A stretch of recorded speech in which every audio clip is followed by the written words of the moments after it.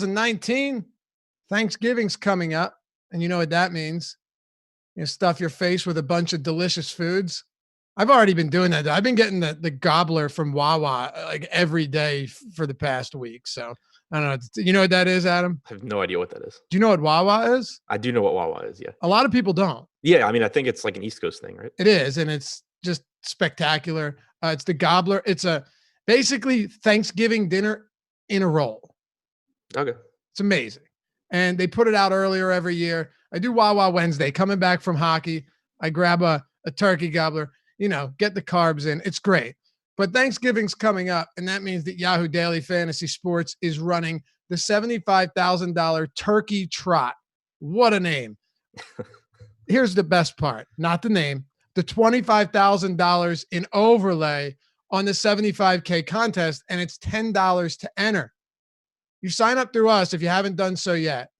At EMAC, I thought that was EMAC. Somebody just said they hated the gobbler. They threw my entire read off. What a joke. The Turkey Trot, $75,000, 25K in overlay. In all seriousness, this is an awesome contest. 15K to first. And if you sign up with us, you get $30 in Yahoo Sports Rewards points upon depositing. Just go to awesomemode.com, click on the NFL tab, and check out the articles. You'll see EMAC's wonderful showdown article. It's free, so definitely read that. And use the Yahoo link to sign up.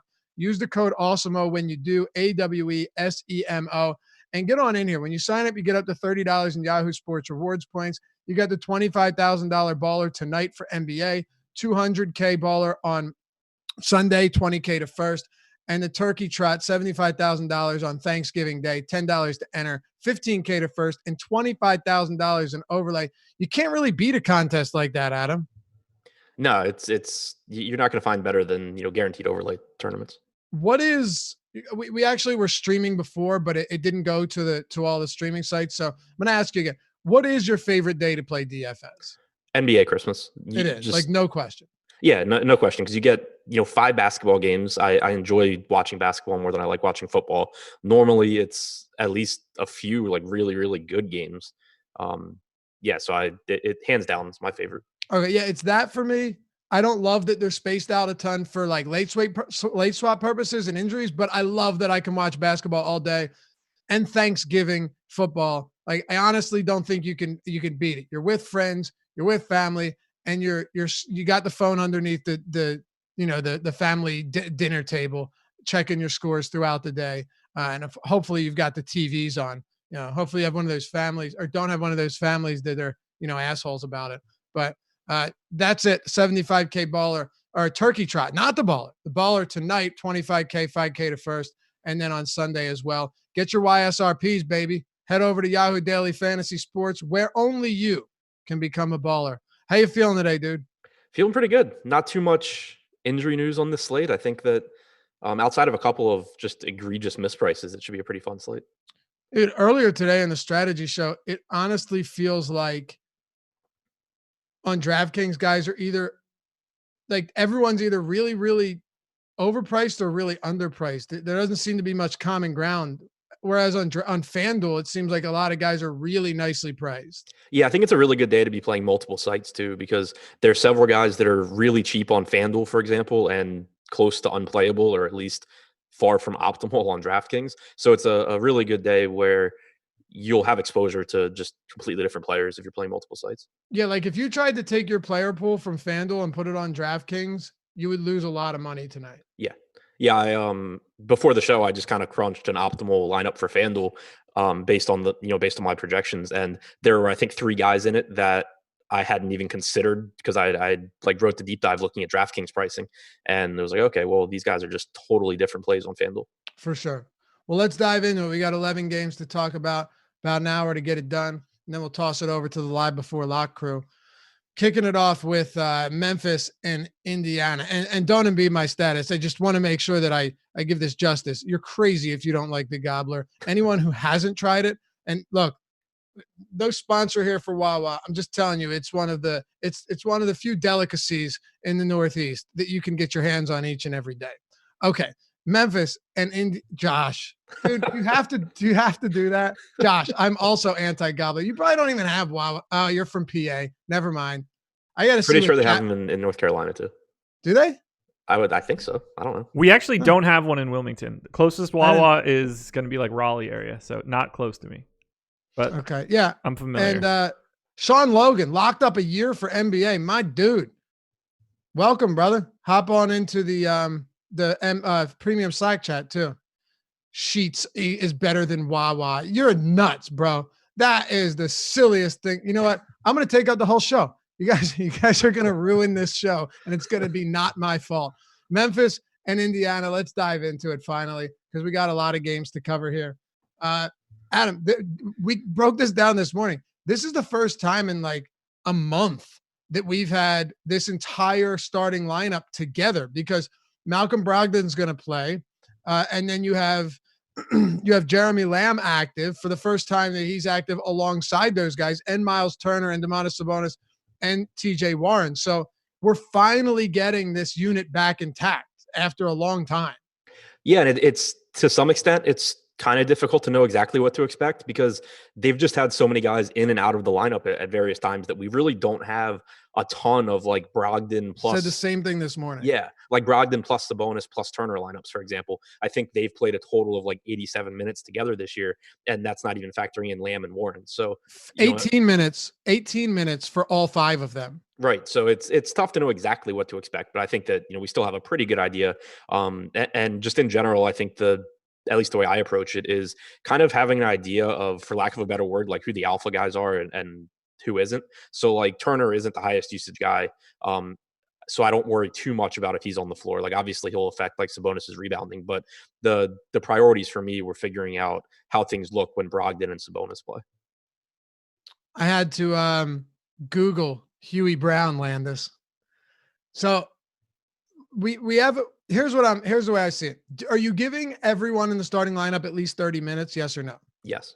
Okay, me too. How are you breaking the minutes down? I think this is pretty important because we've seen a lot of run from the holidays and McConnell getting some additional run. Sumner is out, which might not seem like a big deal, but he was actually getting minutes early in the season before all of this happened, and obviously had a couple injuries out of the gate. But how many minutes are you giving him? We'll do it quickly, but across the board for each of these five starters. I have Lamb at 30, Brogdon at 32, Sabonis at 36, Turner at 34, and Warren at 34. Yeah, so I mean, I think those guys are going to play, at least 30 minutes. I think that the most interesting thing as far as rotation goes is seeing what happens with Aaron Holiday and TJ McConnell, because Holiday wasn't really in the rotation, but then he played really, really well. So I'm interested to see if they both play, if Holiday just doesn't stay in the rotation. But the nice thing is that none of them are cheap enough where I really care from a DFS standpoint. Right. Okay. Malcolm Brogdon, 6K on DraftKings, dude. Yeah, I don't know how that happens. How does that happen? And I tweeted, so when I first looked, the first thing I saw today was the Kemba was 6,300, and I tweeted about it. But obviously he's doubtful, and Brogdon is playing. But just a really egregious price tag. Like you can't have these guys' salaries drop $2,500 because they miss games. It's crazy. What type of prioritizing are you doing with the starters for Indiana? Brogdon, I think, is arguably the best play on DraftKings. I don't think that's, no question. At least it's top between three, him maybe and the best overall. Right. So I mean, he's obviously priority number one on DraftKings. He's fine on FanDuel also at 8,500. I think that is where he should be based on his opportunity. But then you consider that it's a good matchup against the faster paced Memphis team that isn't particularly good defensively, and it's still a good play.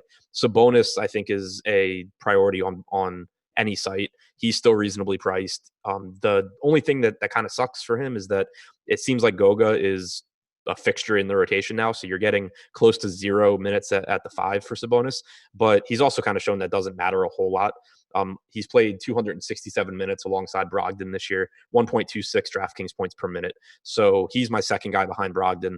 And then it's kind of just secondary, low owned pivots between Turner, Warren, and Lamb. Nobody that I think is a huge priority. Nobody that I think is a bad play. It's just, kind of they're there, but Brogdon and Sabonis are the priorities for me. Memphis Grizzly price tags feel kind of ugly. Yeah, I agree.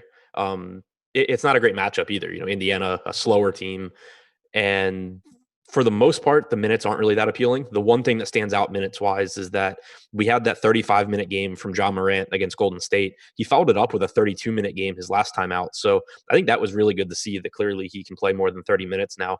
But that being said, his salary has come up a little bit.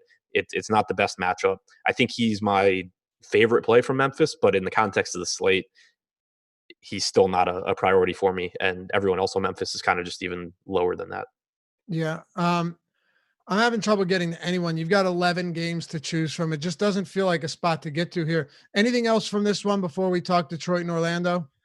No, I don't think so. All right. So let's go to Detroit and Orlando. The big news here, and we knew this was coming, but Nikola Vucevic and Aaron Gordon are out here. That's huge news. I mean, your entire starting front court is out. 207 over under. No team, only one game has a lower total on the entire slate. The Pistons 105.8 total, 101.3 for the Magic. Pistons 4.5-point favorites here, but that makes sense given that your two arguably your two best players are sidelined. Once again, you run into the question of what are we doing with pricing? We're going to have to spend a lot of time on like site specifics today, Adam, more than we've done in a very long time, because the price tags for somebody like Jonathan Isaac on DraftKings is 7,900. Kem Birch 4,400. Mo Bamba 4,400. Evan Fournier 6,400. These price tags have definitely risen quite a bit. Jonathan Isaac on FanDuel is $7,000. A huge disparity in pricing on these Orlando players. Yeah, on DraftKings, I don't think that there's anyone that's really a priority. I think Isaac is okay. I think Fultz is okay. I think Ross is okay, but none of them really stand out as great options. But like you said on FanDuel, Isaac's a $7,000 small forward. I think he's one of the best small forward plays on the on FanDuel. He only played 30 minutes last game, which was really strange. There's no reason to think that his minutes should be going backwards without Gordon or Vooch. He also got no minutes at the 5, which is pretty frustrating because he should. And Steve Clifford had said that's something that they would possibly do. We didn't see it last game, but I'm still projecting him for 32 to 34 minutes here. And he's been much more productive this season than last year. So far this year, he's averaged about 1.1 points per minute overall. Last year, he averaged 0.83 points per minute. This season, without Vooch or Gordon on the floor, he has a 23.5% usage rate compared to about 18.8% last year. So I do expect just a more productive Isaac than we were getting last year. He also, obviously has guys to defend here with Blake Griffin playing the 4 for Detroit. So I think Isaac's a really good play on FanDuel. I think that at $30 on Yahoo, he's a really good play. On DraftKings, it just gets tough because he's only $200 less than Sabonis, for example. List of players averaging more blocks per game than Jonathan Isaac this season. 0? Anthony Davis. Okay, yeah. No, I'm sorry. I wasn't telling you to listen. I'm saying Anthony Davis is the only one. Yeah. Like that's pretty significant when you're averaging. If you're curious what stocks are steals plus blocks, he's averaging 4.3 stocks per game. When you're talking about the ability to rack up peripherals, that's a beautiful thing. Yeah, no question. And I think that makes him even more valuable on FanDuel where they're 3 points apiece. Right, yeah, that's a great point. You look at like 6 stocks last game, 4 the game before that, 10 in one game at the beginning of November. He can rack them up. So I think that price is nice. You talk about not being a priority on DraftKings, totally get it. But are you willing to give Jonathan Isaac some attention, just knowing that he plays close to the basket? It's not a great matchup, but he has shown the ability to produce pretty decent upside, and he's right now less than 2% owned for projected ownership. Yeah, I think he's a pretty neutral play there. So if he's getting like no ownership, he's someone where I could see coming in at like 5% or something if he's 2% owned, but just pretty far from an optimal play because of his price point relative to some other guys. For sure. By the way, pretty wild that Brogdon is getting 40% ownership on an 11 game slate, and that's like way, way, way too low, right? Yep, it's crazy. But yeah, so I mean, the thing with Isaac on DraftKings, he's, like I said, he's $200 less than Sabonis. He's $1,000 more than Jason Tatum. He's $2,400 more than Lauri Markkanen, who I'm not like super high on, but that's still a huge price difference. He's like $1,600 more than Jabari Parker. There's just a ton of plays that are underpriced, whereas he's, I think, correctly priced. Okay. Now looking at the Detroit side of the ball, Blake Griffin been pretty underwhelming. He did play 33 minutes last game though, which is positive. And that game was a wicked blowout. And he played up until 2.5 minutes left. So clearly no limitations on him anymore. At least not on island games. Andre Drummond's price seems pretty reasonable, but we know Blake's taken away from him. And the big thing here is this front court defense gets a whole lot uglier. But Blake's going to have to contend with some Isaac, and his defense has been really good. What do you make of the front court matchup for Drummond and Blake? So I think it's a tough spot for Blake. I think that his price tag is really appealing. He's 7,300 on FanDuel, 71 on DraftKings. You mentioned the minutes, which is really nice. He's looked kind of rusty, but Big time. To be expected. I think he individually does have a really tough matchup with Jonathan Isaac, like you said. Orlando this year has been the second slowest team in the league. They've been good defensively. You expect them to play a little bit faster without Vooch and to be a little bit worse defensively, but if Isaac is dealing with Blake, he doesn't get that benefit. So I think he's a perfectly fine option on either site. Like I said, I think the salary is still too cheap if you're going to get around 34 minutes from Blake. But what I think is really interesting is Andre Drummond, who at 9,800 on FanDuel is still pretty expensive, but he's only 8,700 on DraftKings. He's $100 less than Joel Embiid, who obviously we'll talk about, but we have projected his ownership actually came down to 15%. Earlier he was at 26. But Drummond's at 10%. And when you look at the center position without Vooch out there, you had Kem Birch and Mo Bamba play a combined 48 minutes last game. Drummond has about 45, 50 pounds on Birch. He has about 40 pounds on Bamba. I think this is kind of a low-key, really good spot for Drummond outside of the pace of the game. I think that he should have plenty of success rebounding, and we know that you're going to get around 36 minutes as long as the game's competitive. So if his ownership stays low, I think he's a really, really good tournament play. So do I, and I prefer him over Embiid for reasons that we'll get to later. I don't really have anything else for Detroit. Do you? No, except for Bruce Brown is 4,100 on FanDuel. He's another one of those guys where I had very little to no interest on DraftKings, but he's $900 less on FanDuel. Okay. Cleveland and Brooklyn. Kevin Love is, unless you've seen something different, remains questionable still. Outside of that, there really isn't much here. On the other side, LeVert still out. Kyrie Irving still out. Let's start with Cleveland and try and knock this one out early or quickly. The Kevin Love news does loom kind of large, but Larry Nance has seen his price tag come up a little bit. I liked when he was starting at center instead of at the 4.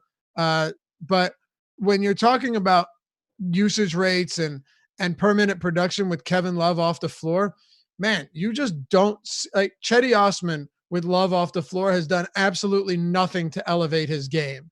And you see that with a lot of these guys where, Sexton sees his usage come up, but he just provides nothing in the way of peripherals.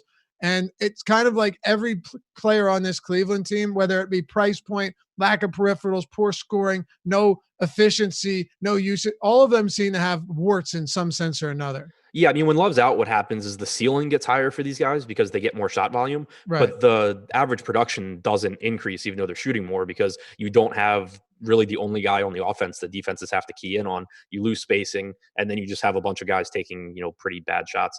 So I have Love projected in just because both games that he's sat with these back issues were the second half of back-to-backs. If he's out, it would obviously be a bump for Thompson, Nance, Chetty to some extent, just from at least a minute standpoint. But I think if Love's in, that him and Thompson are both secondary options for me, and that I don't really have interest in anything else.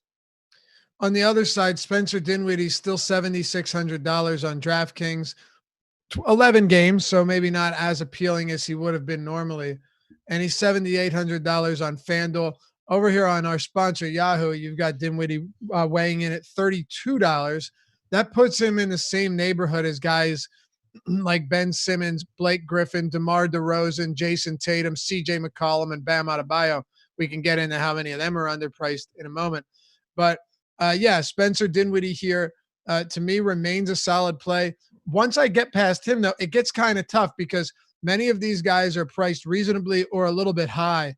And then it just is more difficult for me to say, yeah, I'm okay paying $5K plus for Joe Harris. Taurean Prince is above that $5K mark. Jared Allen is above $6K now. You're seeing a lot of the salaries rise on these guys, yet somehow Spencer Dinwiddie's price doesn't budge. Yeah, I mentioned in the deep dive today that Dinwiddie isn't as much of a core play for me tonight as he has been on prior slates, but it has nothing to do with him. It just has to do with the mispricing on some other guys. He's still a really good play, I think. It's a good matchup against an inefficient Cleveland defense. He should play around 36 minutes, assuming the game's competitive. 29.3% usage since Irving went down, 33.3% assist percentage. So I think Dinwiddie remains a good play. It's just that I'm not putting him ahead of someone like Malcolm Brogdon, for example. The other guy that I'm actually really interested in is Torian Prince. He's 5,200 on DraftKings, only 5,400 on FanDuel. The minutes are volatile this year. We've seen him, have some games where he plays 26, 27, and then other games where he plays 34. But I think when he's playing well, you get 32 to 34 minutes from him. Since Irving went down, he has a 24% usage rate. Since LeVert went down, it's about 21.5%, which is still about 2.5 points higher than his season average. So I think against a weak Cleveland defense, it's a game where you could see Prince play well and stay on the floor. He's not getting a lot of projected ownership right now. I think he's got a lot of upside for his salary. Okay. Makes sense to me, but this game in general does not have a lot. No, it doesn't. Josh just DM'd us. He said the player props I looked at for Cleveland imply that Love's going to be out. Just wildly different numbers for Chetty and Tristan. Obviously nothing matters, but I thought it was interesting. And yeah, that is interesting. And I'm glad you pointed that out. So it's something to keep an eye on. I'm not locking Kevin Love into play here on a team that really doesn't need to worry about forcing a less than 100% veteran to get in and with back injury and play. So the flip side of that is if you're going to put weight into Vegas, Cleveland's a 1.5 point favorite. They're not favored if Kevin Love is out. Yeah, I guess not. Although, Kyrie Irving being out is kind of important too. Yeah, but Spencer Dinwiddie would still be what, the first, other than Thompson, like the first, second, third, and fourth best player on Cleveland? Yeah, I guess so. 1.5. Yeah. So what you're saying, Cleveland? So Cleveland would be would be dogs on the road, or in a. Yeah, I don't know. Whatever. I guess we'll find out. We'll wait. It's a 7 p.m. game, so there's no real need to speculate. It's also moved in favor of Cleveland. Has it? It opened as a pick'em, and now Cleveland's a 1.5 point favorite. Okay, so yeah, then that would suggest that Kevin Love probably plays. We'll see, though. It's a good point. Philadelphia, Toronto. Joel Embiid's price is very low. He's averaging 1.63 fantasy points per minute this season. Been very efficient, just not getting the minutes, whether it be blowouts like last game, or reasons that he didn't need to be out there. But the stat that I mentioned with Josh this morning that I came across doing the show, and it blew my mind. Now, I knew it would be significant, but not this significant. Listen to this, man. The Toronto Raptors are allowing 0.68 points per possession on post-ups this year. That is the lowest in the league by a pretty wide margin. But not only that, they're allowing less than 2 points per game in post-up situations. Joel Embiid leads the league in post-up scoring. 35% of his possessions are on post-ups. I mean, if you could draw up the worst possible matchup for Embiid, we saw it last season. Marcus Gasol may not be great anymore, but defensively, he's still very, very, very good. This would be the worst matchup you could probably draw up, a team that completely prevents guys from producing in the post. Yeah, it was actually kind of funny because someone tagged me in Slack while you and Josh were on the strategy show this morning and asked me if I agreed. It was just like, do you agree with Lofty about Embiid? And at that point, I just rolled out of bed. I was like, I have no idea. But normally you like Embiid. So I went into the deep dive article thinking that you thought Embiid was a really good player or something. And then I'm digging into it. And I'm just like, the salary is really nice on DraftKings. But outside of that, I hate this spot. And so now I'm glad to know that you were on the same page with me. But, for sure. Leads the league in post-up possessions per game. Toronto's been the most efficient post-up defense, like you said. Even if you go back and look, he's faced Marc Gasol 5 times since the start of the 2016-2017 season. And I don't read too much into stats like this, but it's interesting. All 5 of those games were when Gasol was on Memphis, but he's only averaged 1.2 DraftKings points per minute. His highest scoring game was 44 DraftKings points in 39 minutes. And it's just the numbers, the stats suggest he should struggle. He has struggled. The salary is obviously nice, but that's going to get him some ownership. So it's not like I'm saying you should have zero Embiid or anything, but I think that, we talked about Drummond being in what I think is a kind of sneaky good spot for him against that now undersized Orlando front court. I think that you're going to have people going to Embiid over Drummond, and I would actually prefer Drummond here. Yep. Yeah, I mentioned the same thing earlier, and that's why we're clearly on the same page with this one. Look, Embiid's a good enough player to where, if he has a huge game, you say, well, he's an elite player, so that happens. But if you're looking at matchup and a spot where he excels and where his bread is buttered, Marc Gasol and this defense have taken it away, not only every time they played him, but against every team this year. Yep. So yeah, it's look, that's how you reason this stuff out. Sometimes it works, sometimes it doesn't. But whether you're right or wrong, I'm still gonna sit on that information and roll with it. Steve, my man, appreciate it. Fink, $10 super chat. We appreciate you, brother. So one other point, just talking specifically about Drummond and Embiid, another reason I think that's a good tournament pivot if Drummond's going to be lower owned and you're getting a center in that price range is that on top of the matchup potentially being really tough for Embiid, you still have that minutes volatility too. Like in a close game, you're getting 36 from Drummond.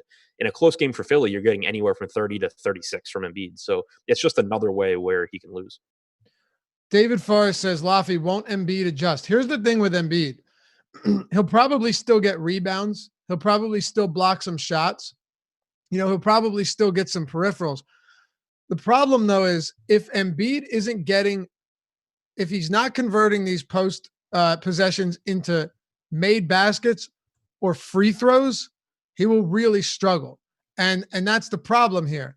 You're seeing a Toronto team that, again, allows the fewest points there, but also is not going to just give you easy trips to the free throw line. And I think that's where this is also significant. They're allowing bottom 10 free throw attempts per game.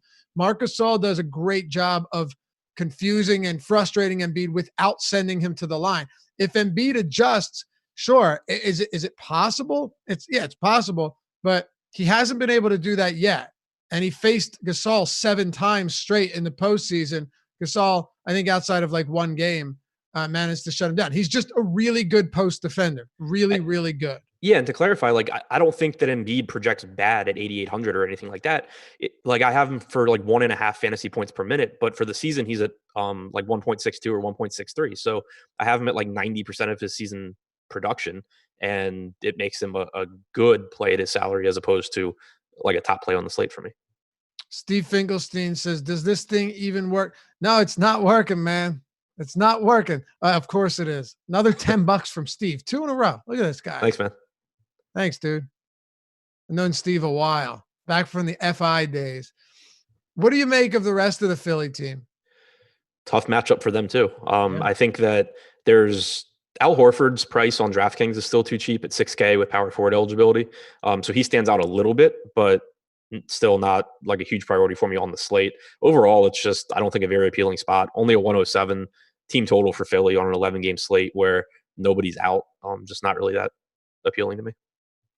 Does Simmons at $7,300 on DraftKings do anything for you?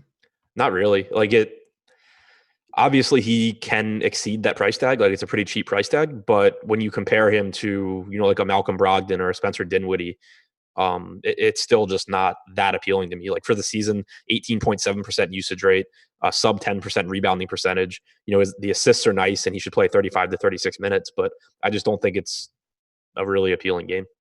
Okay. What about on the Toronto side of the ball? Serge Ibaka, by the way, doubtful to play.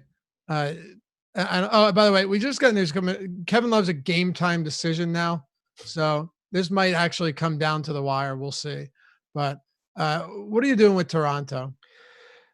I think that Siakam and Van Vliet are secondary plays just because of how many minutes. I have them both projected at 40 minutes I have Van Vliet at 38. I have Siakam at 40. And in competitive games, they've been playing even more than that. Siakam hasn't been great on a per minute basis since Lowry went down, but based on stats from last year, I think that's more just a small sample size thing than a legitimate concern. Van Vliet's salary is finally coming up a bit. So I think that just based on the minutes, you have to at least consider them. And they look much better to me than anyone else from Toronto. But when you start comparing them to other guys at their positions, they still don't really stand out.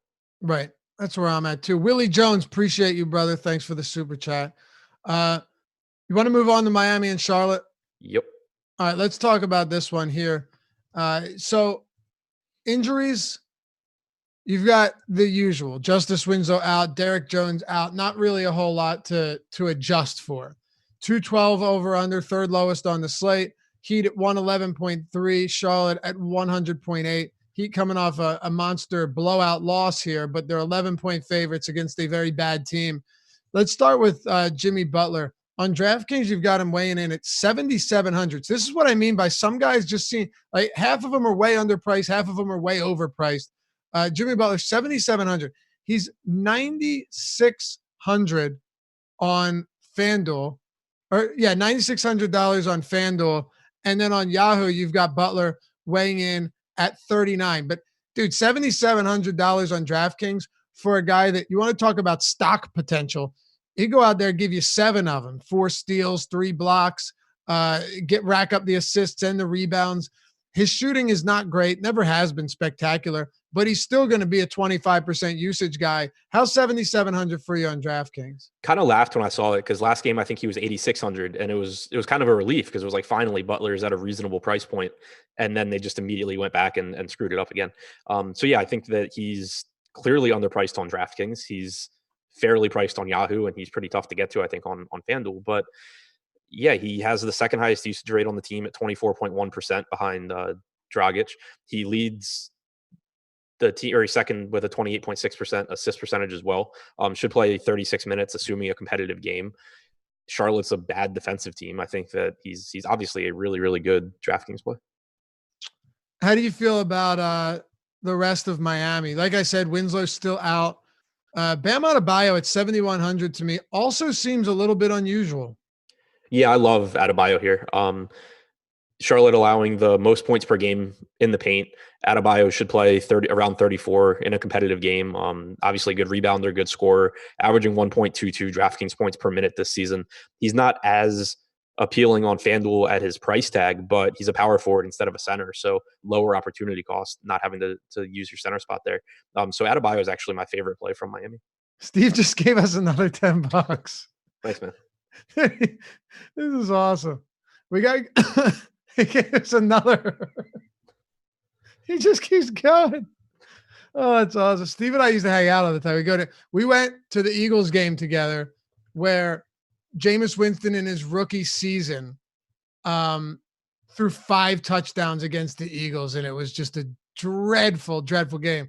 We also went to a game where they blew out the Giants. And do you remember who was the Giants receiver that did the salsa dance? Victor Cruz. Victor Cruz, where he blew out his ACL. Yep. Crops Brothers Fishing. Laffy does look like a discount version of Orlando Bloom. By discount, bro, you mean? Please don't say you're better looking than Orlando Bloom. Oh, no question, I am. No question at all. Quite frankly, I think Orlando Bloom's kind of goofy looking. But hey, that's a discussion for another day. Anything else you like for Miami? And thanks again, Steve. Love you, brother. Goran Dragic as a value option is fine. 23.3% usage this year, 29.3% assist percentage. His minutes have been up. I have him at 28 here. He played a little over 30 last game.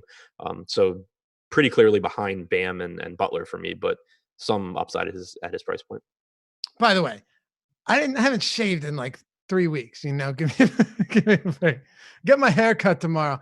I'm gonna come in here and light the place up because Josh is now talking shit on DM. But what about Charlotte?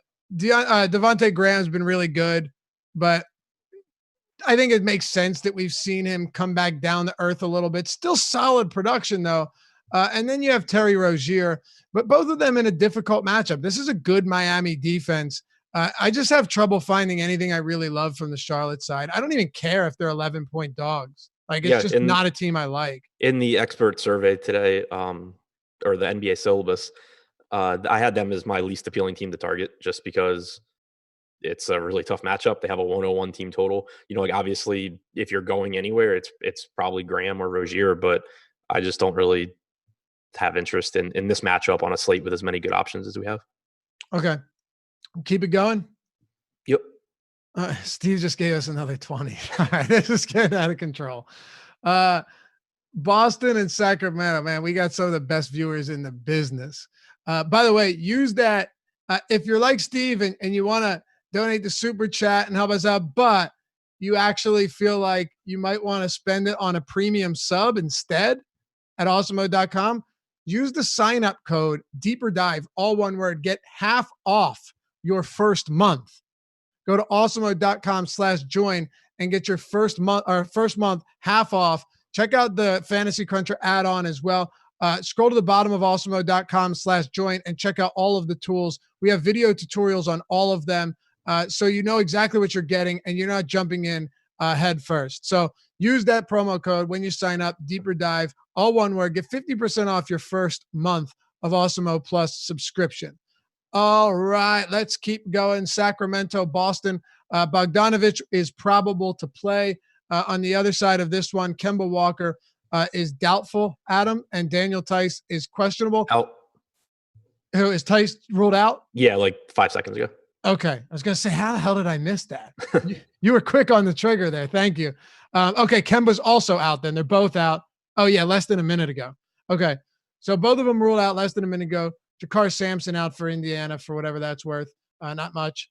But the lowest over under on the entire slate, 205. 106 total for the Celtics, 99 for the Kings, sub 100 point total here. I guess, you know, it all comes Serge Ibaka out too. Let's get into the weeds a little bit, Adam, where we have certain guys that are really overpriced on DraftKings. You then come to Boston where Jason Tatum is 6,900, Jaylen Brown is 6,800, Marcus Smart's reasonably priced at 6K, and Wanamaker at 4,300. But Tatum and Brown, sub 6K on guys that could play 36 minutes tonight. Usage is going to be through the roof. That's a hard one to ignore. Sub 7K, but yeah. What did I say? Sub 6. You know what I meant. Yeah. Go ahead. Yeah, I think that Tatum in particular really stands out. Since last year, without any of Kyrie, Kemba, Horford, or Hayward on the floor, 28.2% usage rate. He's only averaged 1.03 DraftKings points per minute, but it's not like it's a good Kings defense here, so I'm not too concerned about the efficiency. This year, without Hayward or Kemba on the floor, he has about a 33% usage rate. So I think he's really appealing. Brown, I have right behind him as another really good option. Since last year, without those guys on the floor, Brown has a 25.9% usage rate. Both guys should play probably 34, 36 minutes. So they stand out. Smart, I agree with you, is more reasonably priced. He's not a great play, in my opinion. He's not a bad play. He's just kind of there. So what are your favorite options from here when you're prioritizing them? Like you said, Smart's kind of there. On DraftKings, how much do you anticipate having of this Boston team, and where do you think it's going to be going to? I'm going to have a ton because I think Tatum's a great play. I think Brown's a really good play. Brad Wanamaker, I think, is one of the best values. You just got more value with Tice being ruled out. The last game that Cantor started, he played 25 minutes. So I think that, he's at 3,700. He's a guy I'm going to get to a lot of. If you're looking to pivot from him, you have a $3,300 Robert Williams, who is very good on a per minute basis. So I think, and that's without even, mentioning that you have Marcus Smart, who again is a decent play. You have, if you're really looking for like a cheap guy in large field tournaments, you should get probably like 18 minutes from one of the backups. My guess is that Tremont Waters, who they just called up from the G League, is the guy. Brad Stevens talked about him being really, really good in the pick and roll, being a good facilitator, and Carson Edwards has been struggling in that regard. So, if you're just looking for a $3,000 guy to take a shot on, I think Tremont Waters is that guy. But still not going to get to nearly as much of him as I am these guys like Tatum and Wanamaker and Brown. On the opposite side, Sacramento, Bogdanovich expected to play. And then your usual injuries. Bagley, De'Aaron Fox been out for a while. They're going to remain out for a little while. So what are we doing with Sacramento in a very difficult matchup against Boston, but also a team that has seen Bogdanovich really excel recently. He's the best player on this team right now by far. Yeah, his price tag's just come up a bit, though. Tough matchup against Boston. Nothing from this team really a priority for me. I think that obviously Bogdanovich has a high ceiling, but he's 7,200 as well. Bielitsa should play about 30 minutes, but it's still Bielitsa. Holmes's minutes have been up, but he's not really cheap either. So I think that there's just nothing that really stands out. Like I think the Sacramento guys are a little bit better than like the Charlotte guys, but it's kind of a similar thing where in the context of the slate, I just don't have much interest in any of them. Okay. Let's just see any other big news here. Cam Reddish is playing. Outside of that, pretty much par for the course. Nothing else for Sacramento? No. Okay, so top plays from this game, and we'll move on. Tatum, Wanamaker. Now, I guess Cantor, assuming he's starting. Jalen. Yeah. Okay. Did you mention Rashawn Holmes at all? I said that he's playing more minutes and that he's okay. Okay. Yeah, I was just curious because on FanDuel, 6,200 power forward eligibility doesn't seem terrible. No. Let me see where I have him on FanDuel. I have him. As when factoring in salary, I have him as my like fifth best power forward play. Basically, really, really comparable between like him, Covington, a little ahead of Bielitsa, but behind Tatum, Griffin, Pascal, Spellman, Sabonis. The other side says Cantor is so soft on defense. Holmes all day. You're certainly right about Cantor being super soft on defense, but Rashawn Holmes also isn't the type of guy, Adam, that you're like getting the ball in the post to and letting him go to work on Cantor. Right. He hasn't been a high usage guy all year. He's around a fantasy point per minute guy. Right.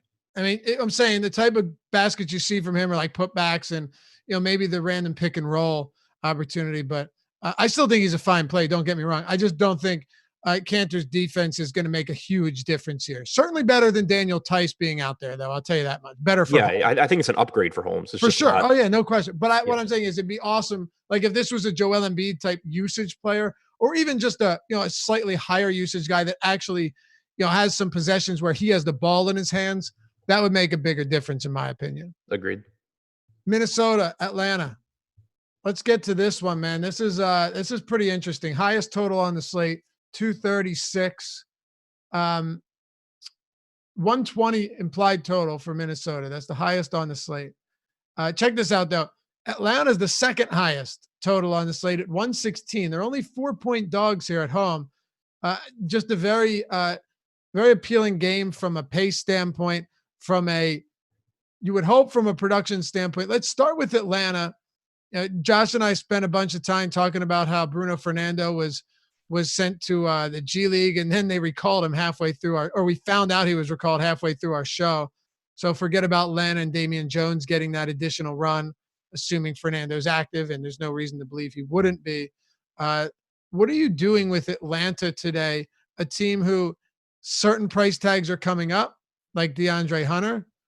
Cam Reddish is active. So, a $5,300 DeAndre Bembry isn't what it once was. It's kind of tough to get to some of these guys, but let's start with Trae Young. Yeah, he's the obvious priority here. 9,700 on FanDuel, I think is a really good price tag. 9,800 on DraftKings is a really good price tag. Assuming this game's competitive, you should get 38 plus minutes out of Young most likely. His usage rate has gone down a little bit since Collins' injury, but I think that's probably more just a result of his usage rate was unsustainably high before Collins' injury. Still over a 40% assist percentage as well. He's one of the most, or he is averaging the most pick and roll possessions per game this year. Minnesota's been one of the least efficient defensive teams at defending the pick and roll. 14.1 possessions per game for Trae Young. He ranks in the 76th percentile in efficiency. The Timberwolves have allowed the 7th most points per possession and 3rd most points per game to pick and roll ball handlers. So really, really good in that regard. Should be a really fast-paced game. Absolutely love Trae Young. Beyond that, I think Jabari Parker is a pretty decent option. He's especially affordable. 6,300 on DraftKings, I think, is a good price point. I think that in a competitive game, you probably get low 30s in minutes out of Parker. Then it gets pretty ugly because when Reddish was out, you got guys like Hunter and Bembry at more expensive price tags. Now with him back, those minutes disappear. I think that Reddish himself is an okay value, but I think we have enough value opening up that you can do better than Cam Reddish, even though it is an appealing matchup in terms of pace. Okay. Makes sense. Brandon, thanks for the super chat, brother. He says top 5 priority cash plays on FanDuel. I guess he's paying us for our opinions there.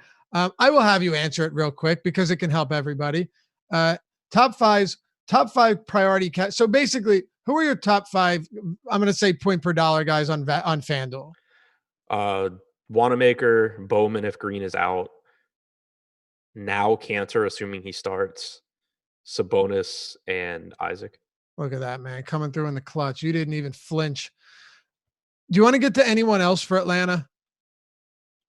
No, not really. With Minnesota, Karl Anthony Towns is 10-4 on DraftKings. On FanDuel, you got him coming in at 11-6. And on Yahoo, Cat, we've got him as the second highest price center at 4,900. But man, this is a very friendly matchup for Karl Anthony Towns. Yeah, it is. And his ownership has come up since earlier this morning. I think Josh and I were both really excited about his 4% projected ownership earlier. It's come up a bit, but still just a really appealing game. Obviously, in terms of possessions, in terms of pace, not a good Atlanta defense. Damian Jones, Alex Len, Bruno Fernando, none are dissuading me from rostering Towns. Should get around 36 minutes in what should be a competitive game.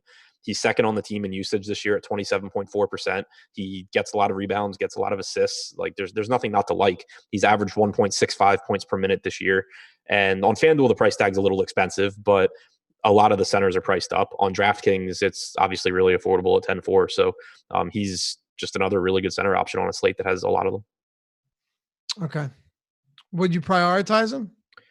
It's tough because not tough to prioritize him. It's tough to say without having crunched lineups because he is at a different price point than Embiid or Drummond.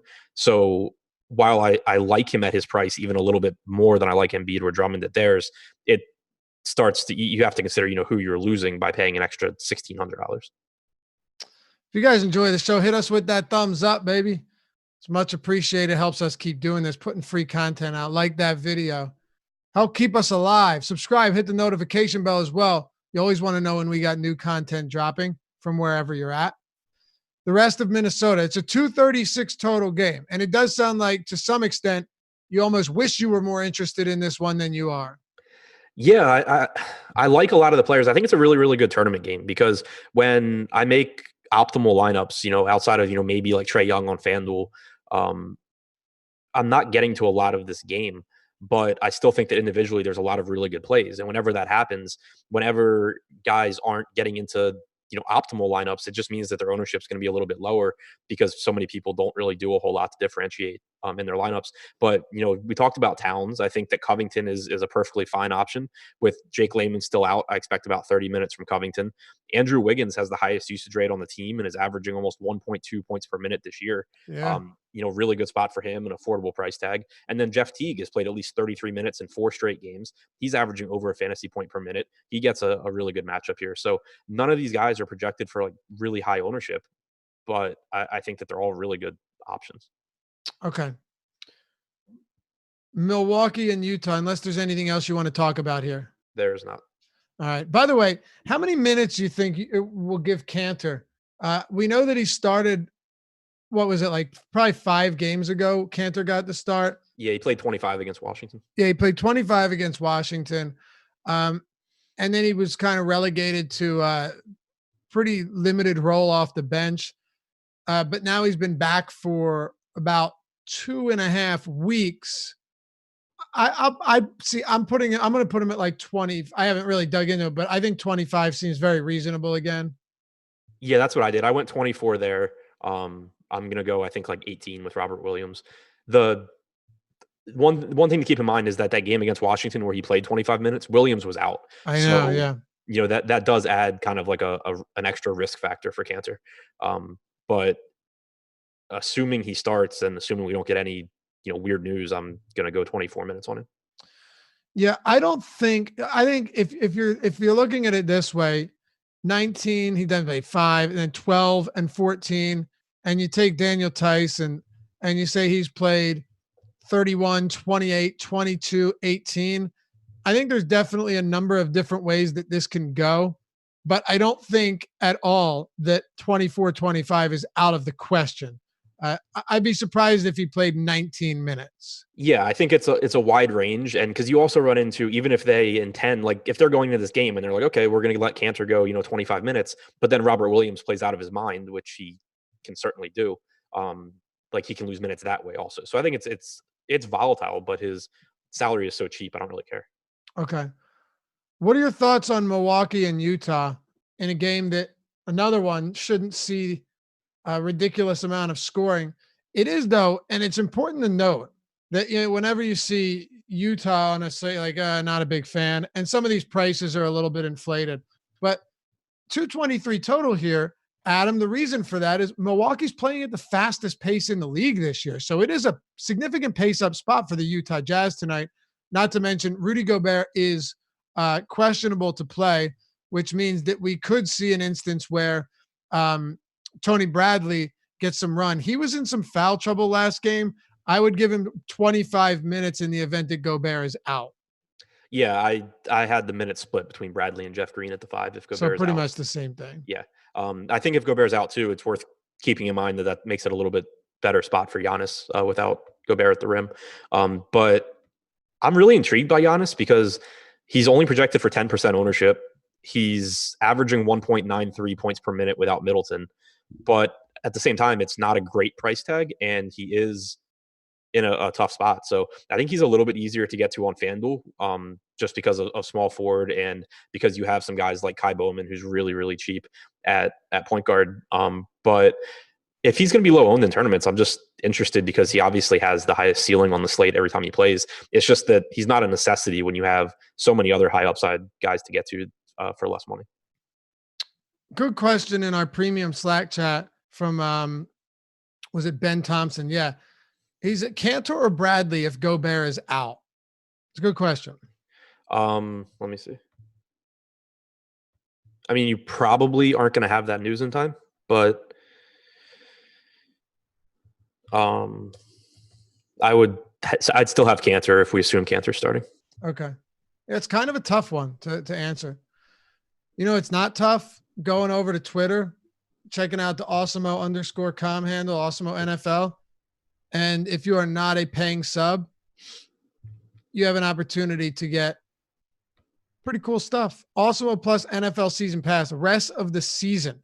Just retweet, like, and reply to the tweet. That's all you got to do. Guess the player that scores the most fantasy points tonight between the Ravens and Rams. If you get the answer right, we're going to randomly select someone from the correct answer who retweets, likes, and replies and follows one of Awesemo_com or Awesemo NFL's handle. Very simple. Would like to see over there. Somebody's going to win it. So why not you? While you're at it, follow me at Laffy_D, LOUGHY_D. You won't regret it. And Ship My Money DFS. He's always an interesting follow, to say the least. And the free content today, a little bit of free content over on the site if you wanted to check it out, get an idea of what we're looking at. The DraftKings Showdown rankings and FanDuel single game ownership projections tonight for NBA, the NFL Showdown rankings, and the NHL player projections. That's what's free on the site, totally free today over at awesemo.com. So, Adam, break down Utah a little bit further. If there's anything that really stands out to you, and are you is it enough? You kind of talked about it, but is the pace up spot enough to really like this team? Not really, because they're not really that attractively priced. Like you have Donovan Mitchell at 8,400. Yeah, on way DraftKings. Too expensive. Yeah, it's tough. Like it is a pace up spot, but it's also a good defense. I think that like Bojan Bogdanovic is interesting from a matchup perspective because this is a team that allows a ton of 3-pointers, allows 3-point shooters to actually have success, and Boyan's really, really good at it, but still you're paying $6,600 on DraftKings where there's a bunch of underpriced guys for him. So there's nothing that really stands out as a priority for me there. If I pull up FanDuel pricing, even less so. Boyan, 6,700 is okay, but I would just rather play like a 7K Jonathan Isaac, for example. Mitchell's 8,700, Gobert's 8,300. Nothing really that's a priority for me, even though it's a pace up spot. Tyler Reed in premium chat says, would you make a group without Robert Williams and Cantor? I guess he's saying, at most one. I personally wouldn't if Gobert is out. Oh, I'm sorry, Robert Williams. My fault. I was thinking Tony Bradley and Cantor. I don't want both of them in the same lineup. Yeah, I would play one. Yeah, me too. I was thinking Tony Bradley if Gobert was out. Blazing Trails, who do you think is a better point per dollar value now on DraftKings? Cantor or Wanamaker? I'm still going Wanamaker there. What about you? I still have Wanamaker. Okay. Milwaukee side of the ball. Do you like anything here? I'll keep it very simple for you. Is there anything that you like in this game? George Hill is out, by the way, and Chris Middleton will remain sidelined at least for another week. Wait, George Hill's out? George Hill has been ruled out. Okay, hadn't seen that. Yeah, Yeah, nothing that back soreness. Nothing I love. I think Giannis is fine in tournaments. I think so is Bledsoe. Bledsoe averaging 1.3 points per minute without Middleton on the floor. But again, it's a tough matchup against Utah. They do have a 115 total though. Like I think Giannis, Bledsoe, and Lopez are more interesting to me than guys on Utah are. Justin Swearingen, thanks, brother. That's a nice donation. And Tom JK 321. Look at that boss man hitting us with one. Adam, how about that? Nice. How about that? Tom finished 16th in the Millie Maker. It's crazy. During the show with Manny, I was like, how the hell does anyone end up? Because the perfect lineup, the optimal lineup on DraftKings had Tannehill, AJ Brown, and Derrick Henry, right? Tom ended up having that in the top 20 lineup in the Millie Maker. Insane. That's sick. Insane. Yeah. I don't know how. I'm actually meant to ask him on a call today how he got there. Hill being out could get Bledsoe more minutes too. Yeah, it's the big thing for me. It's like Bledsoe should already be getting more minutes. And it just makes me feel like Budenholzer is not going to give him more run just because of like Hill is out. Maybe I'm wrong. But I don't know though, because like Hill is someone that is clearly going to be an NBA guy playing, 16, 18 minutes a night. And he just hasn't really been playing him alongside Bledsoe all that much. It kind of just reminds me of other teams where like when the primary backup is out, the starter getting more just because the reason they didn't play more in the first place was because the backup is good. You could be right. Like, does Budenholzer just see it as a like straight minus EV move to put in a third string scrub instead of giving Bledsoe an extra 3 minutes? Right. Like I still have him at 30 minutes because I think that was kind of a generous projection in the first place. But I think it just makes it a little bit more likely that he gets extra minutes. Okay. So he probably could. It's just a matchup that doesn't do a whole lot for me. I just love the opportunity he's going to get. Like he's only 7K on DraftKings, 28% usage, 30 or 29% assist percentage without Middleton or since Middleton's injury. He's averaged 1.3 points per minute without him on the floor. Yeah. I mean, without Middleton, and let's not forget too, if you run it back to last year, Malcolm Brogdon being off the floor is definitely going to make a difference too. Yep. So I hear you. Do you have anything else from this game? Nope. Chicago, Portland. There's a few games on this slate that just really don't have a lot, like not much meat on the bones, even if you try and break them down thoroughly. This one, definitely some stuff to talk about because you've got the Bulls. Well, Bulls and Blazers, 226 over under. Blazers 1 point favorites here. 113.5 total for the Blazers, 112.5 for the Chicago Bulls. Now, I want to actually start on the Blazers side of the ball. Damian Lillard returned to action 2 days ago, played 36 minutes. He was leading the league in minutes before this injury. Expect to see monster minutes dished out from Terry Stotts. CJ McCollum's price, however, has come up. He's $8,300 on DraftKings, 77 on FanDuel, a little bit different. And then over there on Yahoo, you've got McCollum at 32, which is great. But when I compare him to a few other guys in that price range, I have a tougher time getting to someone like him over Dinwiddie, similarly on DraftKings and as well. But Hassan Whiteside is right now projected for the second most ownership. You can check our ownership projections out at awesomemode.com under the NBA tab and ownership. Pretty simple. Whiteside right now, let's see when we were last updated. So yeah, we don't have an update yet, but 38.6% ownership, second to only Malcolm Brogdon. You're definitely getting some ownership on Hassan Whiteside. And well, we'll get to Chicago in a second, but let's get your thoughts first on Portland.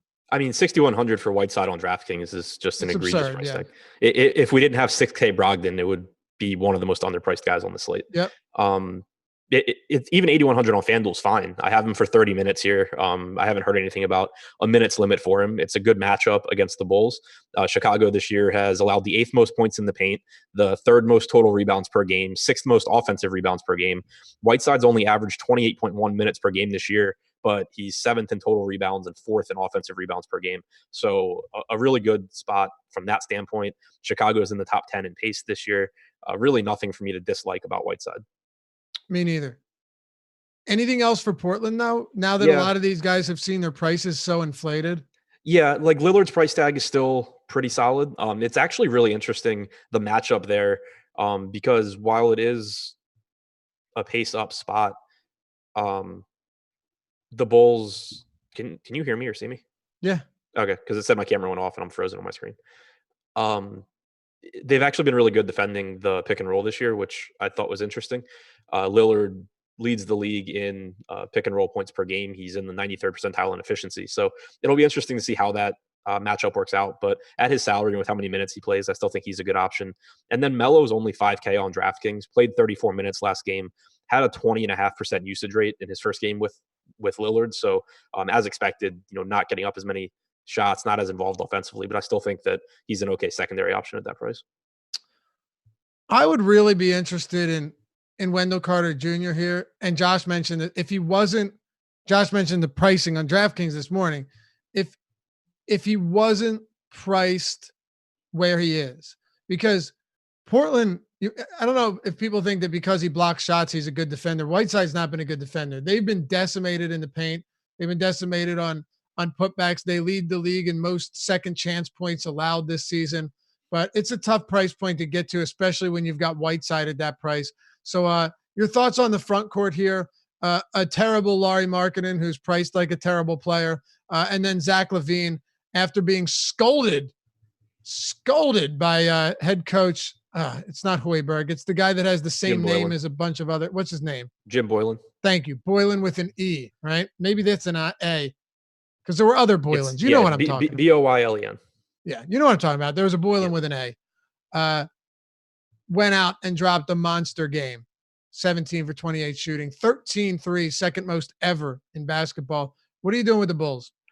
Not a ton. I think that Markkanen's price tag is really favorable. Obviously, he struggled this year. He's not getting those backup center minutes, so I have him projected for 30 minutes, 22% usage rate this year. But he's still been around a fantasy point per minute guy. And if you're getting 30 minutes in a positive matchup at that price tag, it's a reasonable play. Wendell Carter, I think, has the potential to play, 33, 34 minutes, which is nice. He's been really productive this year, but relative to other options, it's just a secondary guy. And then LaVine, he obviously has the same, that ceiling where he can go nuts. But I think the really important thing to keep in mind is that nothing changed last game other than he made 13 out of 17 threes. If he could do that, if that's something he could actually control, obviously he would do it more than just when he's pissed off at Jim Boylan. So I'm not like changing my outlook for Zach LaVine. He's still a guy that is capable of shooting 30 times and having a huge game, but more often than not is going to play 32, 33 minutes and just kind of be a average fantasy guy. So decent spot for him, but it's not a priority at all. Yeah, you gotta go to youtube.com and check this video out and see what Josh just did. That's awesome. He's got chat rolling right now. Okay, moving on. We got 2 games to go. Not a lot of time, but we planned this out fine because there isn't a lot from these other games. The Spurs and Lakers. I'm just going to toss this over to you because outside of Anthony Davis on DraftKings, where he's 9,700, I do not have much from this game whatsoever. Neither do I. And even, it's obviously a really good price point for Davis at 9,700. It's a good matchup. But when you start comparing him to other guys on the slate, I think he's a good play, but not even one of my favorites. So, I think that Davis is a good play. I think if you can get to LeBron, but you can't quite get to Giannis or something, it's fine. The Spurs have been a really bad defensive team this year. But, once again, behind them, there's not really anything that I'm interested in. Rondo's salary is starting to come up, so not as interested in him as I was the last couple of games either. All right. So, yeah, I'm going to let you expand if you want. Like this game in general, is there anything else that you really like or even want to talk about? No, Jakob Poeltl's 3,900 on FanDuel, but that's less necessary if Cantor starts. Golden State, OKC, last one here. And then we're going to toss it over to the fellas live before lock. Who we got today? We got Josh and we got Spags, Josh Ingham and Chris Spags. Golden State and OKC. terrible Golden State team, decent enough OKC team, more so defensively. Shai Gilgeous-Alexander, I think, is all right.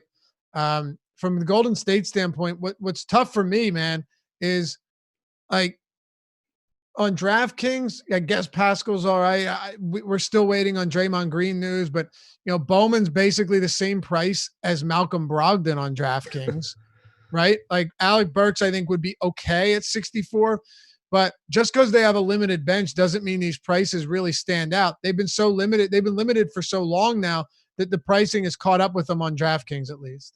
Yeah, I think the Draymond news is obviously big for Kai Bowman, but on DraftKings, I'm not really that interested in $5,800 Bowman, even if Green is out. $4,600 on FanDuel, he's a core play if Green's out. He's probably useless if Green is in. So that'll be pretty tough if we don't have that news before lock for FanDuel.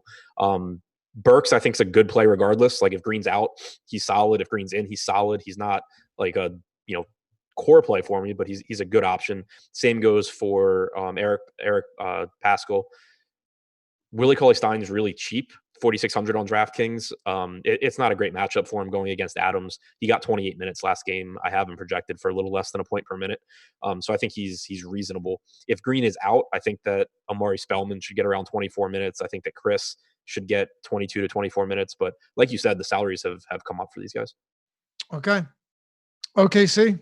Yeah, really interested in them just because Golden State's a not very good team defensively. They've been the worst in the league so far.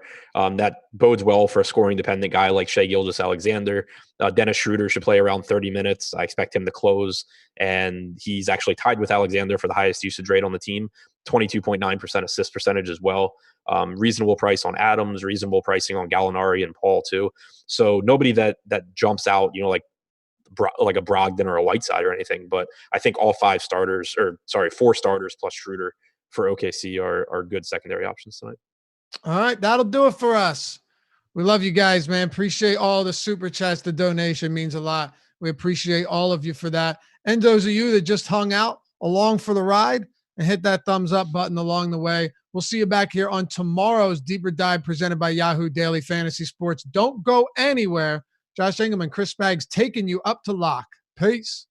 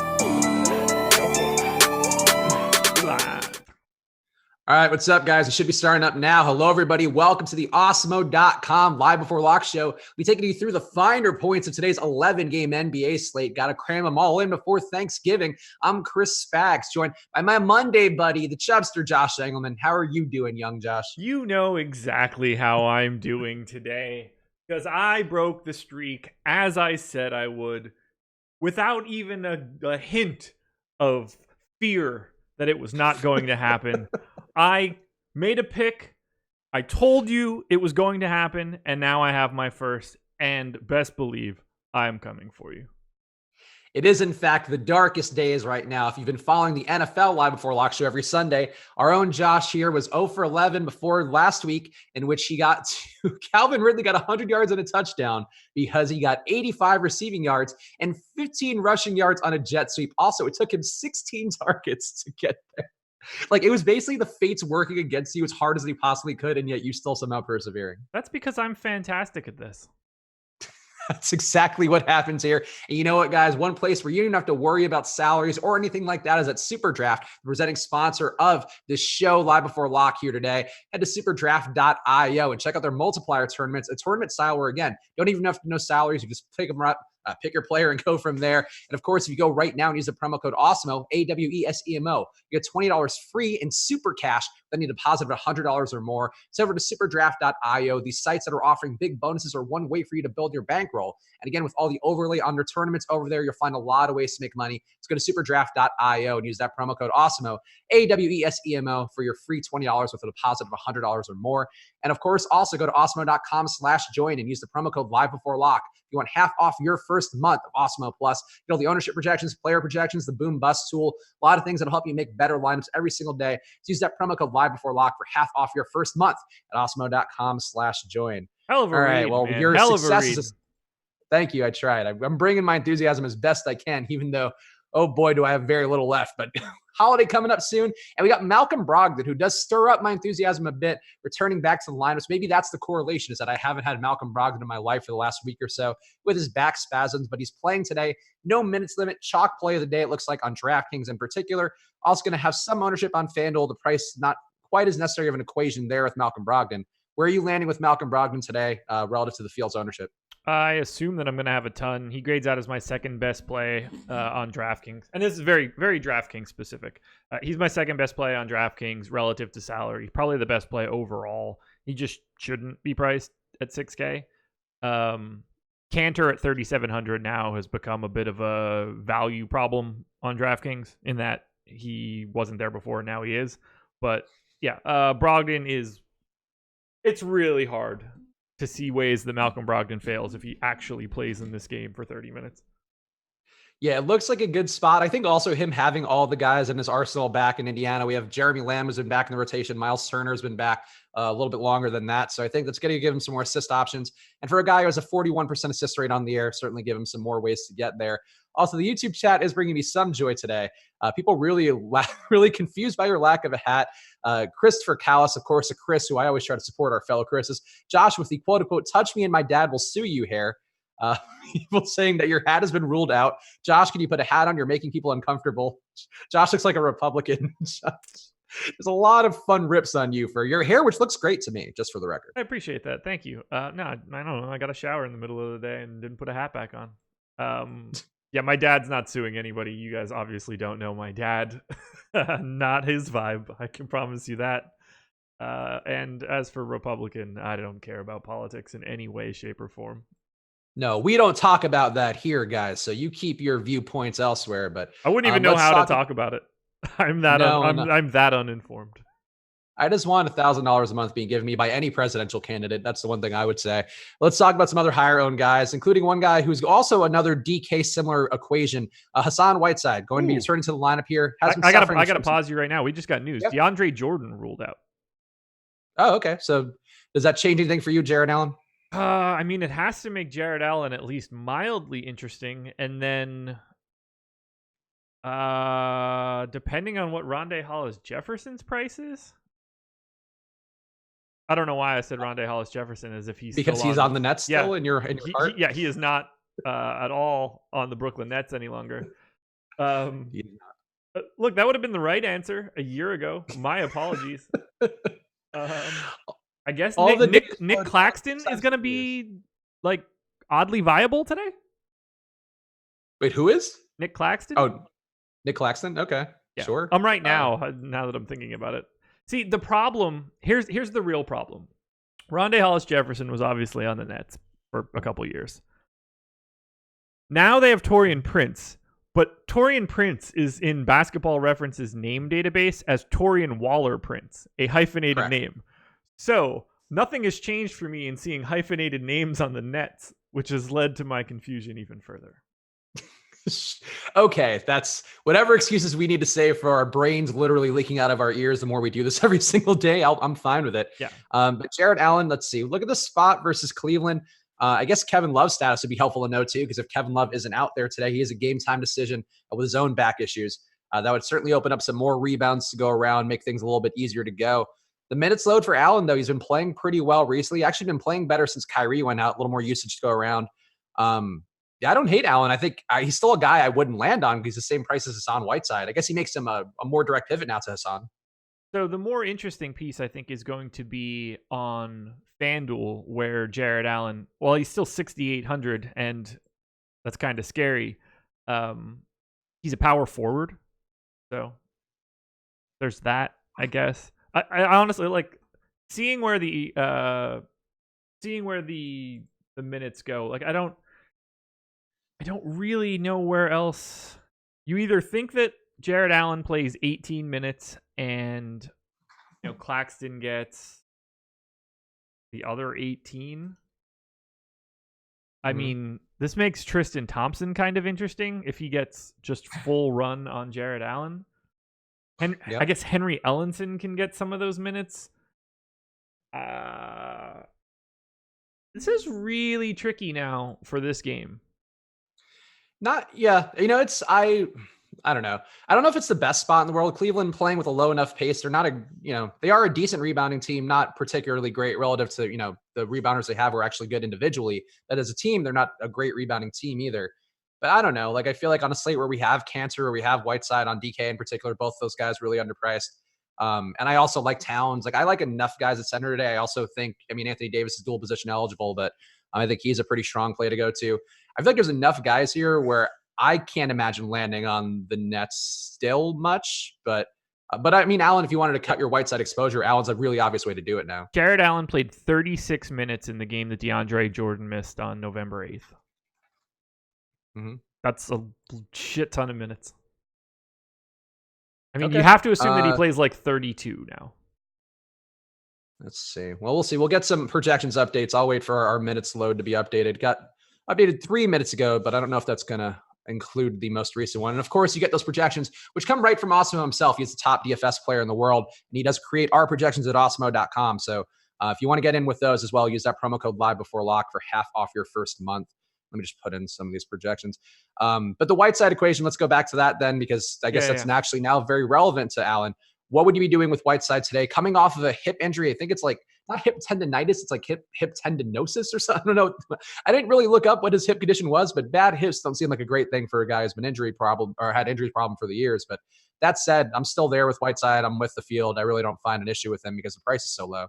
Now he's my number 5 guy. I like him quite a bit. I have him basically equal with Jared Allen now. So I'm really curious to see what direction Alex goes with Jared Allen's minutes. I gave him 32. And if that's the case, he's like a point per minute guy. He's going to look like a really nice play. Yeah, I don't know I'm trying to see now. No, I don't think this most recent one. Actually, no, this most recent projection update did have Allen's minutes changed. Because I'm seeing now, I have two minute sources where you default to Fantasy Cruncher minutes if I don't have a projection from Alex. And I think Jordan got taken out, and he has Allen at 30 now. Okay. Yeah, Jared Allen is very much in play at 30 minutes. He's been averaging 1.1 fantasy points per minute so far this season, 1.08 in my model, just as like a baseline. So he's been playing just like you would expect Jared Allen to play. And at 30 minutes, knowing that there's basically no scenario where, unless he's in foul trouble, like he doesn't have to worry about someone usurping him like DeAndre Jordan has the potential to do. So yeah, I think Jared Allen is very much in play now. And I guess to close the loop on this part fully, Hassan Whiteside still projected in terms of a raw points projection, a bit higher still than Allen, but it is getting closer to negligible difference of under 4 fantasy points between the two. So when accounting for randomness and just the ownership and all that, certainly can be some logic in cutting your Whiteside ownership if you were a person who's going to load up on him and getting some Jared Allen in there. Yeah, the next ownership update and the relationship between Whiteside's ownership and Jared Allen's ownership will be very interesting to pay attention to. All right. Get out of here, Thomas Robertson. Just not today, friend. Today, Mondays are the day the most to not be needlessly negative in the chat. Get out of here. Saying these guys have no advice to give. I think that's literally all we do for multiple hours a week. Yeah, I just live updated Jared Allen's minutes projection, took DeAndre Jordan out, and have projections on the screen for it. But there's only so much you can do. No, of course not. That's why Tom Robertson seems like a real big winner, not a bitter dick at all. Again, not the day. Monday's not my Garfieldy Mondays. Always avoid at best. Mondays.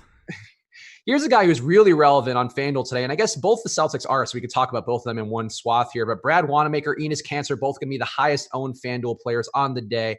Wanamaker also going to be very highly owned on DraftKings, as is Kanter, but it's a little bit less of an onerous thing as it is on FanDuel. Wanamaker's ownership has come down a bit throughout the day. He's not going to be over 50% now, but still projected for over 40. So what are you doing with Brad Wanamaker filling in Kemba Walker out once again with his neck / pseudo concussion symptoms?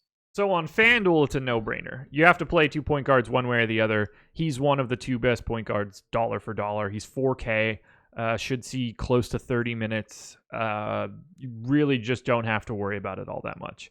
Now, on DraftKings, pretty much the same story, 4,300. He's a really nice value. But now as we're getting Kanter, as we're potentially getting, additional minutes to Jared Allen, we also have, Robert Williams at 3,300.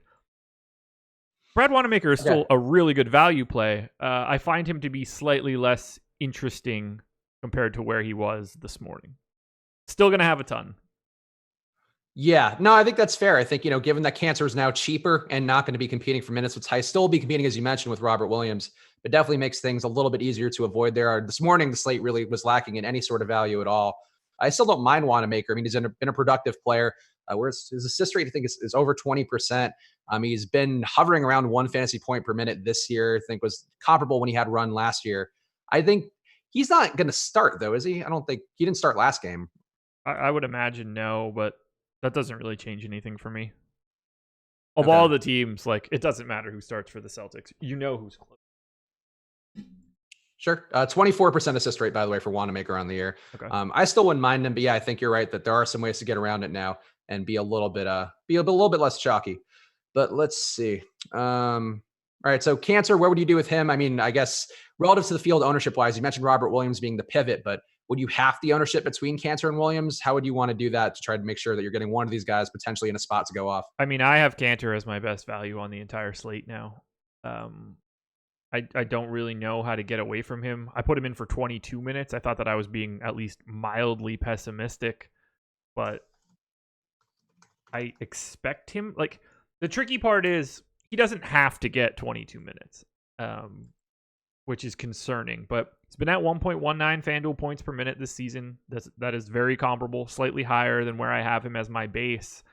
So for me right now, if he's 33% owned, I think that's spot on. I'll probably be well north of that, but he should be chalk. I don't really have much to say there.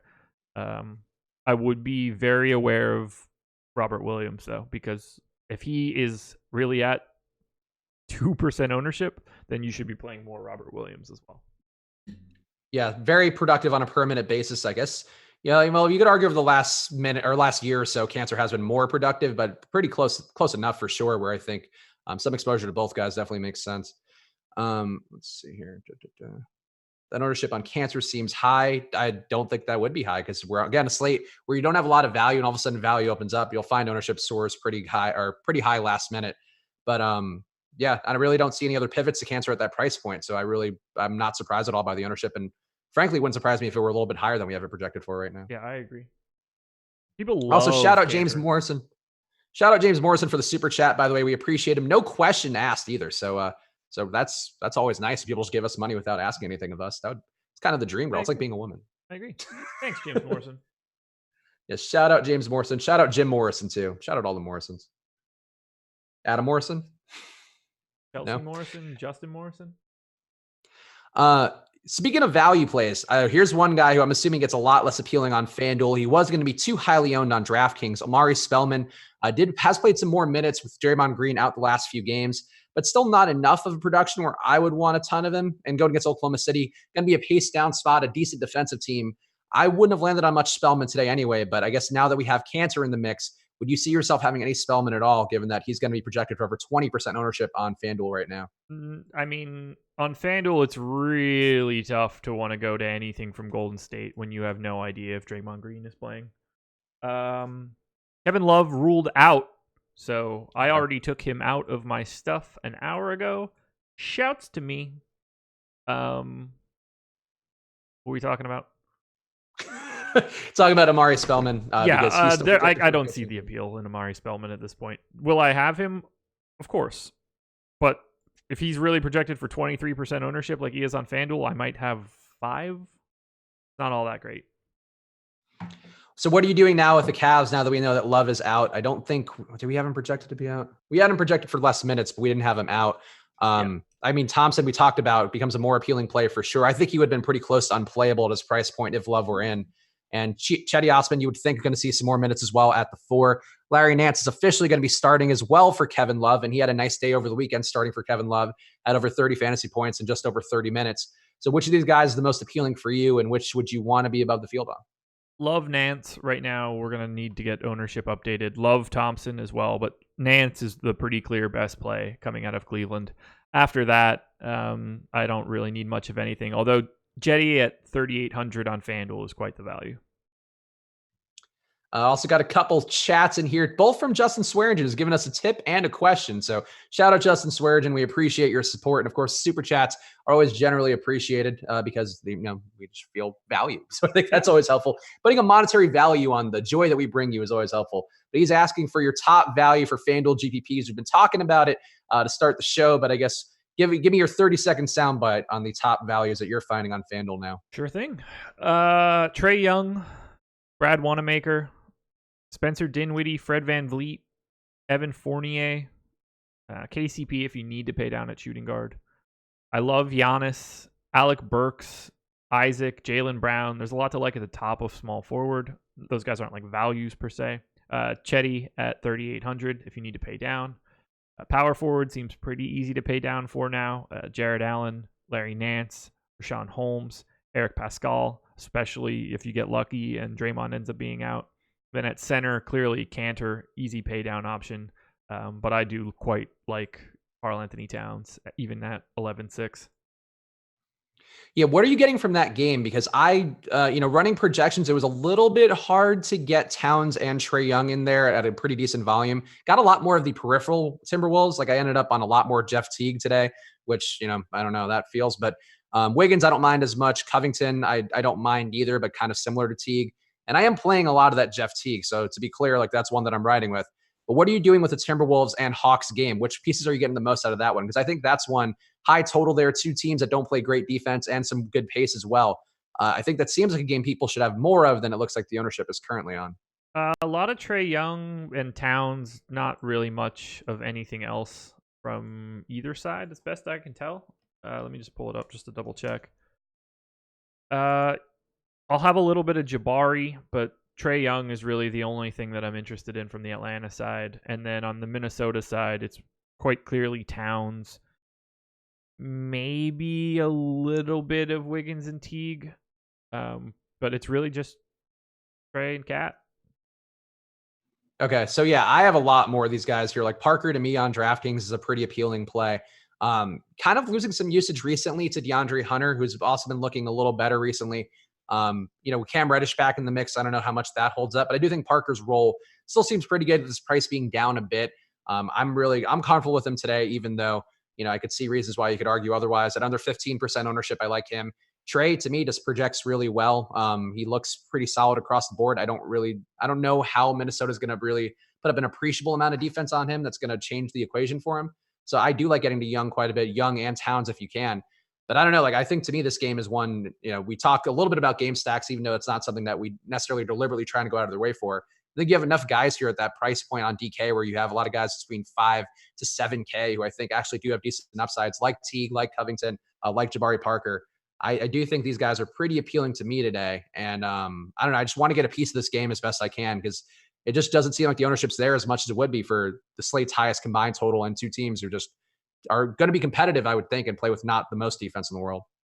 Yeah, I just think that everybody is sort of priced where they should be right now. So I'm having trouble squeezing any value. What we really needed, like Cam Reddish, to be out. Speaking of this game, Anthony Davis, shout out him for another super chat, asking thoughts for Jarrett Culver today. I wouldn't have much thoughts for him. We haven't projected to be in the mid-20s minutes, but Travion Graham is supposed to be back out there, which will at least cut into the court time a bit. Covington in the mix again after missing some personal time. So I don't know. Like I don't really see the ways that Culver would get there. But do you have any thoughts about Culver on FanDuel? I have no interest in Jarrett Culver. Yeah, too many guys back in there. Culver is more of a play when you don't have T, when you don't have Wiggins, when there's a pretty big vacuum in there. When this team is full strength, I mean, you can make that as a GPP play, but it's not one that's going to have the highest upside or the most logic attached to it, really. No, today's not that day. Yeah, too many other ways to go get value. Guy we talked about a lot the other day, we were both not on, at least not on much, and it ended up being a very important play. And he had a couple good games with Cam Reddish out. But Matt Rappaport in the YouTube chat asking, is Bembry pointless with Reddish in? Yes. Would you say he's pointless? Because I was already on the side of not wanting to play him. With his price up now and Reddish back in the mix, I really wouldn't want to play him. He was pointless with Reddish out, as far as I'm concerned. So yeah, I have no interest in DeAndre Bembry today. Yeah, he already, I don't know. He got there in the two games without Reddish, and I was kind of baffled that he got there as the chalk play of the day, which certainly was not the best. But getting 5 steals in that game, things broke for him in a really fluky way. He shot 75% from the floor, stuff that Bembry doesn't really do. With the margins getting more narrow with his price up, even with the spot versus Minnesota, I don't see the reason to go to Bembry today personally.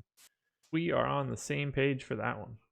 That said, a real downer to see him go off on Friday. I opened up that box score and I was like, oh, cool. He's got 4 steals in the first quarter. Great. I mean, he ended up having a bit of a ceiling game. He had a really nice scoring day, rebounds, assists. He filled the stat sheet. I didn't see that coming, but the 4 steals didn't help. Cool. I just want to 4 steals and just Josh. shooting threes and hitting threes. Not ideal. Hide user. Goodbye. Ooh, good. Let's get him. Let's get them all. Oh, he really wants Jesus. It's aggressive to sell you in. A little aggressive. Aggressive. Well, he called you a tool before that, if that helps. Oh, cool. No, I mean, aggressive on his part, but I agree. No, look, honestly, at the end of the day, we have so many great people who participate in chat. And to be clear, whenever I call anybody out, that's it's much more positive than not. But I just don't get coming in somewhere if you don't like something or you just want to be a dick, go be a dick somewhere else. I just can't imagine rolling up to AC Moore and just yelling at the cashier why do you sell yarn? Yarn is stupid. Out of all the things you could have referenced, why was that where your head went? Because it's just random. Were you buying yarn recently? No, never. Okay, thought maybe you were crocheting something up for the holiday season. I haven't bought yarn since I tried making friendship bracelets back in elementary school. Now you just spin your yarns. I do. I spin plenty of yarn every day. Spinning a good yarn. We talked about the Celtics a little bit. We did not talk about one more chalky play out of that group there. It was at a much different price tier, so that's why it's a different equation. But also Rudy Gobert, a game time decision Monday. So Tony Bradley aficionados, hang tight. He was good over the weekend. He got in foul trouble and he still had 26 fantasy points in 22 minutes. Tony Bradley, rock solid. That one's kind of a bummer because I sort of like Rudy Gobert tonight, but can't really be doing that on FanDuel if we have no idea if he's going to play. Yeah, and I sort of like Tony Bradley every night, but he would be a lock if he were in. Yeah, if we knew he was starting. Just finished my first dummy FanDuel crunch, so let's see where that ends up. We have updated ownership 27 minutes ago. Nicked. So I want to talk real fast. I want your FanDuel dummy crunch ownership, but Jason Tatum on the Celtics been having a higher usage rate in court time, in which he just there's less guys out there. No Kemba, still a situation for Jason Tatum where he can thrive in that spot. His price is low enough. He's had over, I think, a 30% usage rate in court time with missing one or two of the other key cogs. Where are you landing with Tatum here? Because I don't have a lot of him. I did get a little bit in there. Had 2 big games in a row. I think it was over 47 fantasy points in 2 out of his last 3, and then crashed down to earth versus Denver. But that's kind of expected. So I wrote him up as my favorite cash play of the day in our strategy syllabus, premium feature, if anybody's interested. He looks great. 8,200 on FanDuel isn't like my favorite price in the world, but this is sort of his team. Big time usage, minutes are going to be there. I like the spot. I'm not really worried about Sacramento's defense. But on DraftKings for 6,900, he looks absolutely fantastic. 28% ownership. He's a great point per dollar play. I have no problem using Tatum in any format. Okay. Yeah. I mean, I wouldn't mind it. I think there are some guys I like a little bit cheaper who I landed on more just because of the value they present. But Tatum certainly has that upside, and he's shown it time and again. And Sacramento's defense isn't good. They don't play with a lot of pace. They're one of the slower paced teams in the league. But Tatum's still fine and has soaked up a lot of that usage and can be viable today. And I really don't have an issue with him. It just feels like a lot of ownership going to him because I like a cheap Gallo going against Golden State. I talked about Jabari. I like him. I think there's some ways to go there, which I don't find have, I'd certainly less of a ceiling, but I don't find to be much worse plays on paper. So that's why I'm under the field on Tatum, but I certainly get it. Okay. Let's see who else. Anybody else FanDuel specific who's pretty highly owned? Fred VanVleet going to be owned. Jonathan Isaac, guy you mentioned briefly, I feel like it's worth hitting on because he really soaked up a lot of that. Well, actually, not even soaked up a lot of the usage, but just had more room to kind of do Jonathan Isaac things with both Vucevic and Gordon out. Isaac, hard to get to on DraftKings, just under 8K, but at FanDuel, it's 7K. I think a really appealing play. Are you taking the chalk with Isaac at 20%? That's a good question. So on my most recent crunch, I got to 28% John Isaac. So yeah, I'm, just slightly north of the field. The 7K price tag is fantastic. I wouldn't touch him at all on DraftKings. Also, shout out Victor Melendez for another super chat saying, "Stop messing with Josh and Spags." To be clear, we're not really being messed with. I'm just really itchy to get to ban people. When I'm having a tough Monday, doing showdown slates and then NBA content that happens to include an 11-game slate, I just come into this show, just want to have a good show and don't need people being dicks. Breaking news: Luke Cornett out today, so change up your lineups, everybody. Yeah, that's going to open up a lot of Daniel Gafford for me, I'm sure. Yeah, Luke Cornett should have been projected at nothing anyway.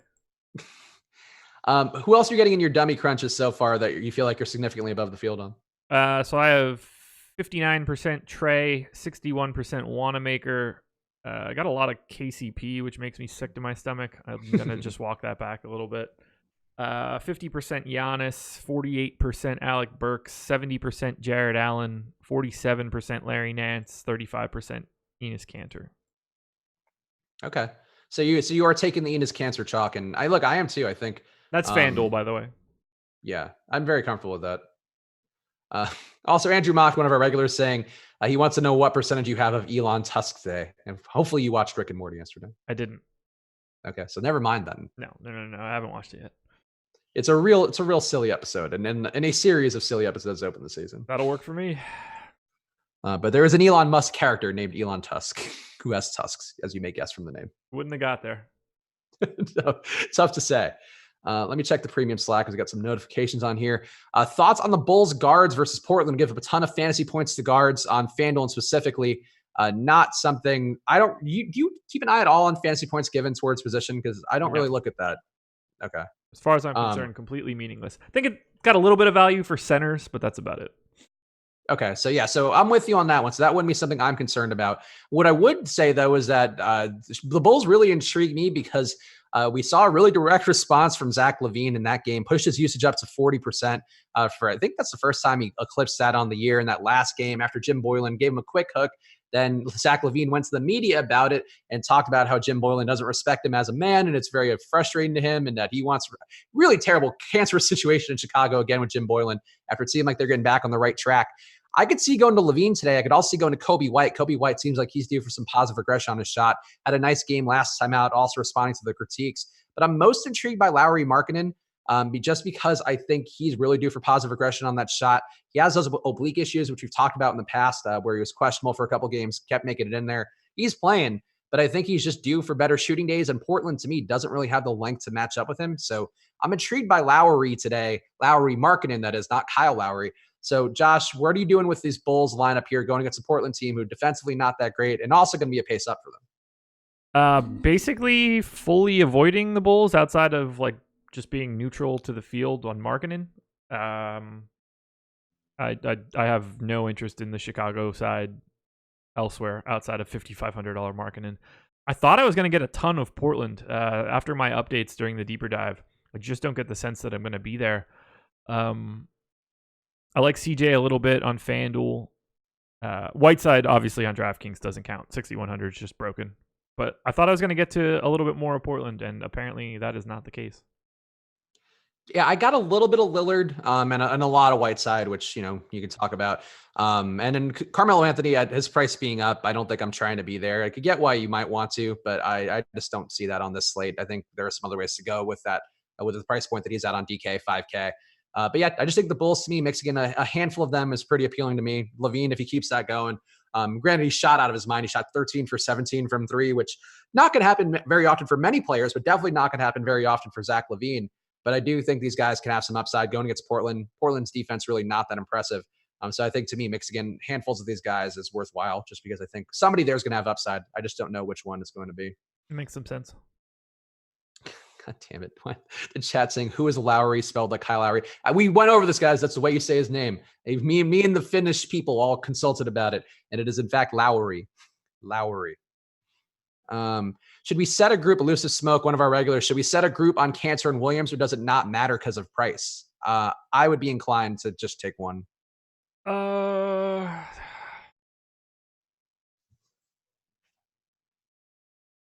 That's an interesting.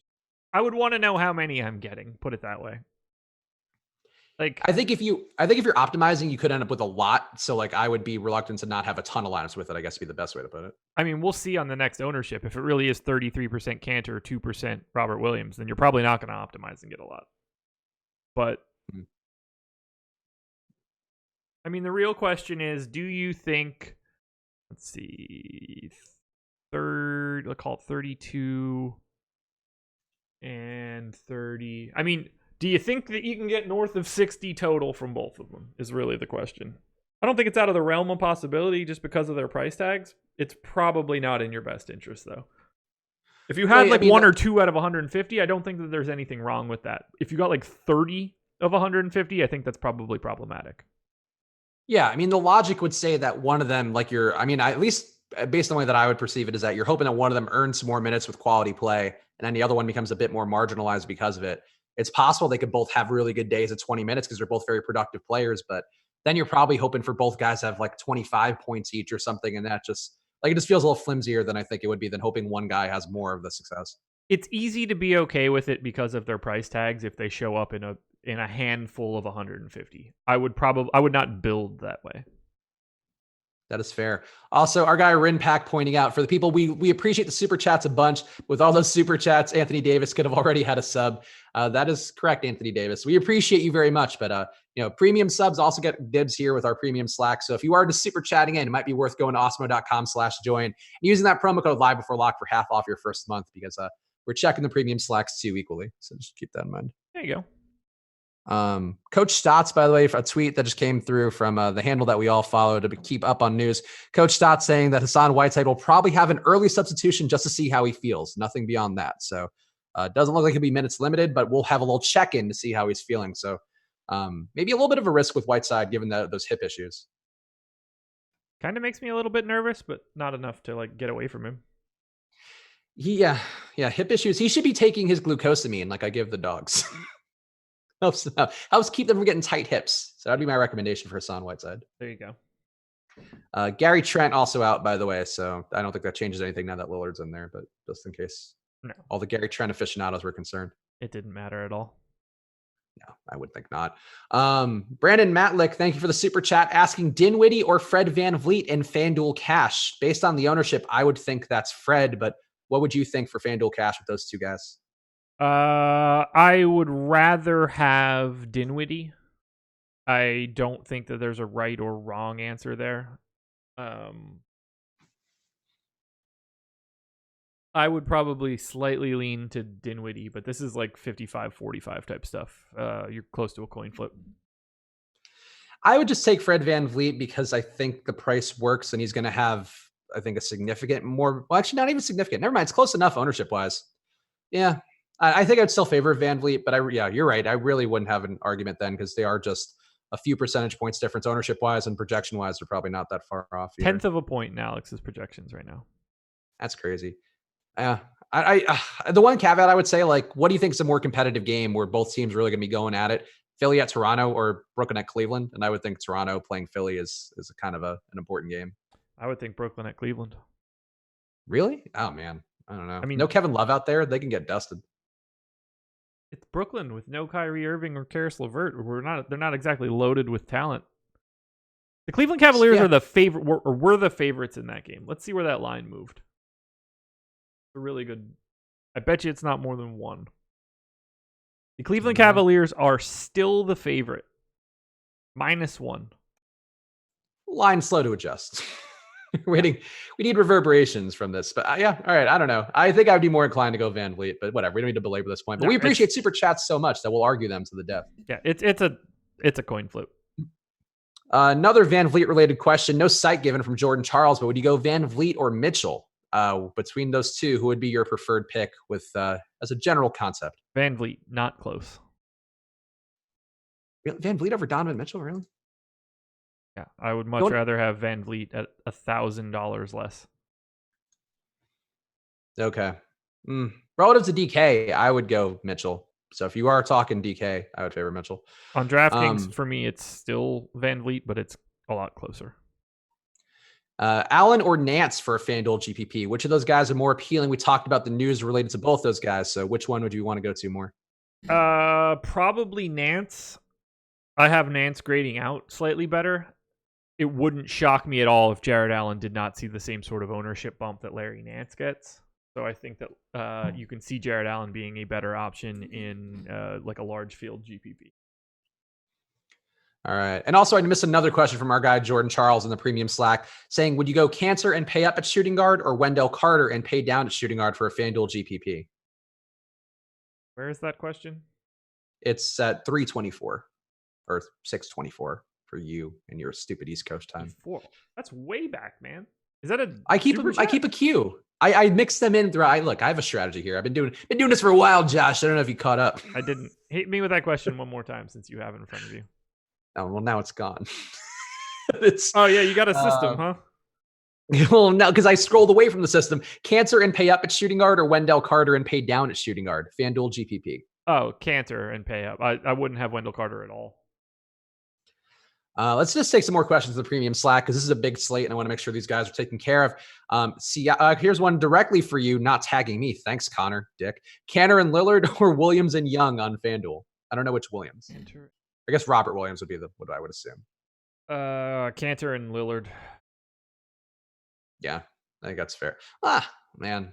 I would go Williams and Young, honestly, out of those two. I think you're getting then a little bit of a leverage play on Cantor's ownership, and Young, I think Young projects better to me than Lillard, so I would take that stab. Siakam and Fournier or Wiggins and Burks for a FanDuel GPP?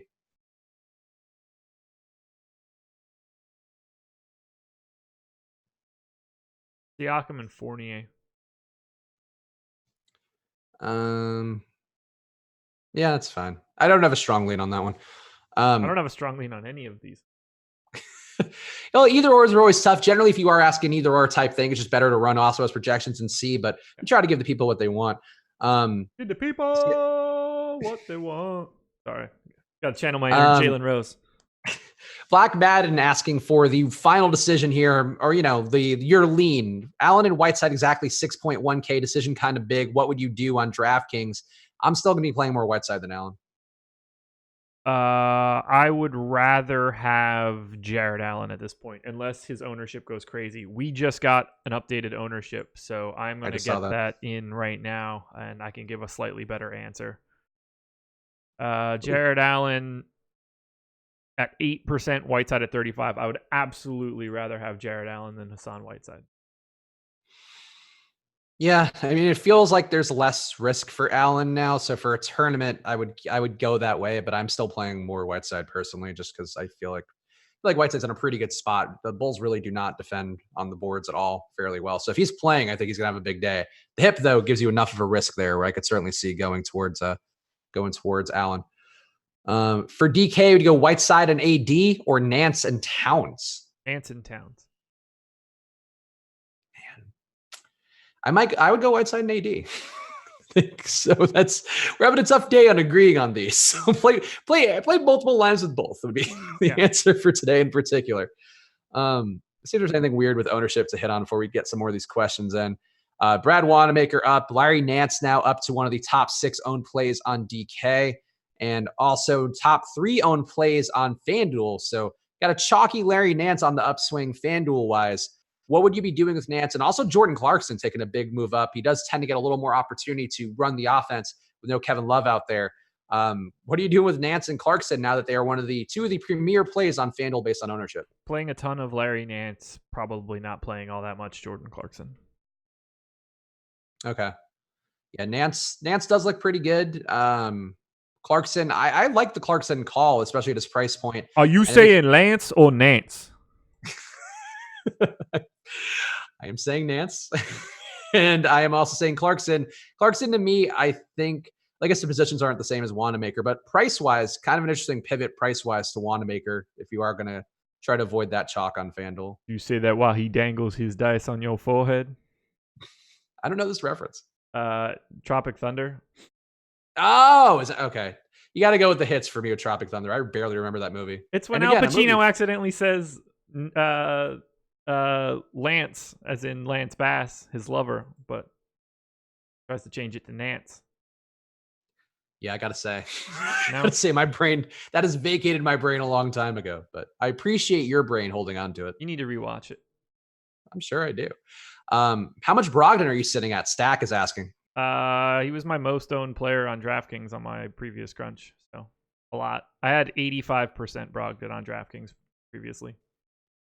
Travion Graham also officially starting with his arm issues, so that's definitely that would kill any Jarrett Culver interest we may have had earlier, especially if there were any, but there wasn't already any. I had no Jarrett Culver interest previously.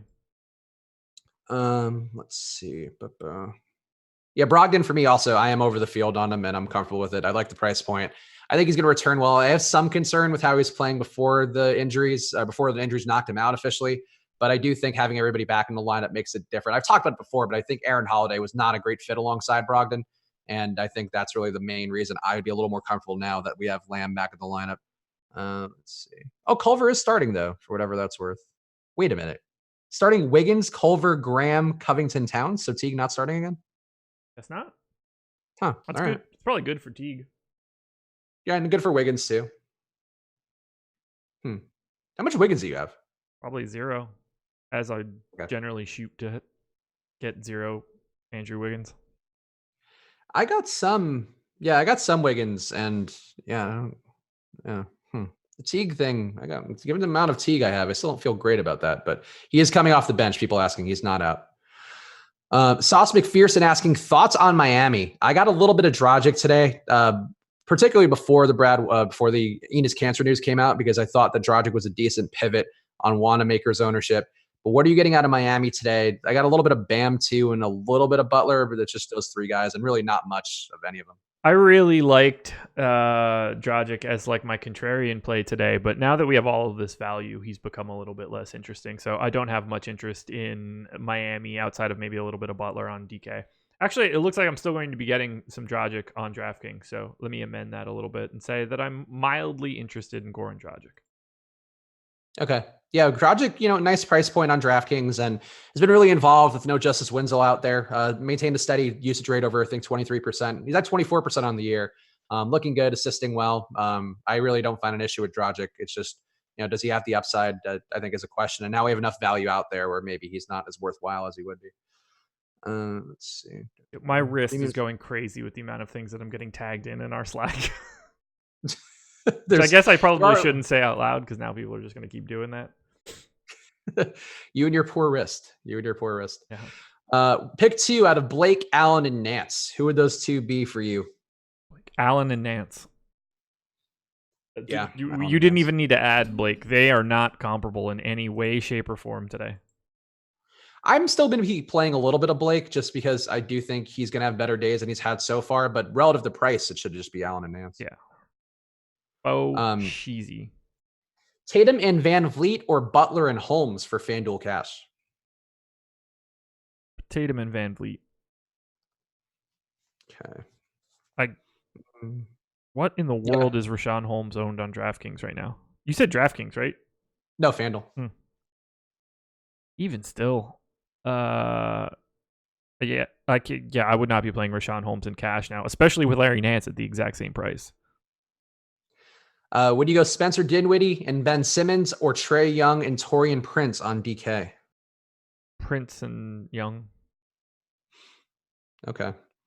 I would agree with that. I didn't get a lot of Taurean Prince today, which kind of, I don't know, it doesn't worry me, but he's at a pretty nice price. I feel like I should probably have more of him than I do have. Jake Puddle's still starting. Okay. That's good.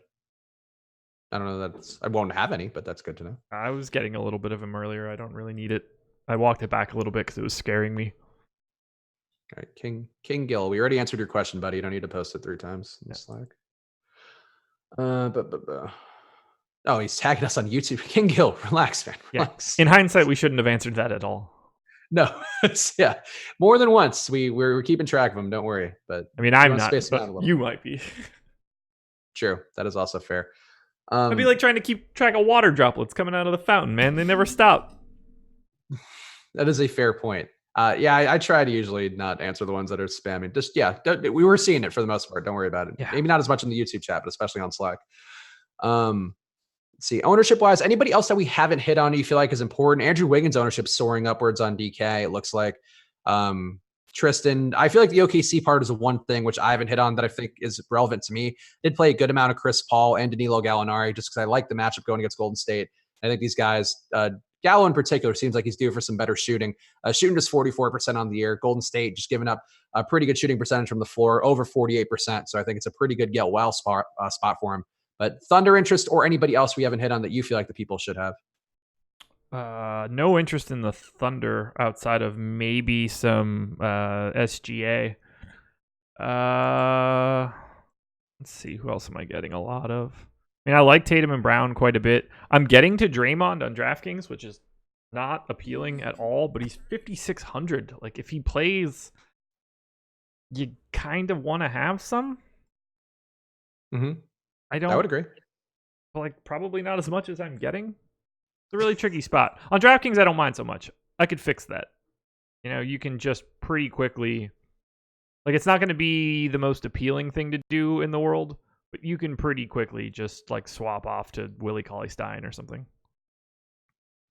And you I guess we got 2 Wiggins questions here. Sabonis or Wiggins on DK for a GPP with no Towns?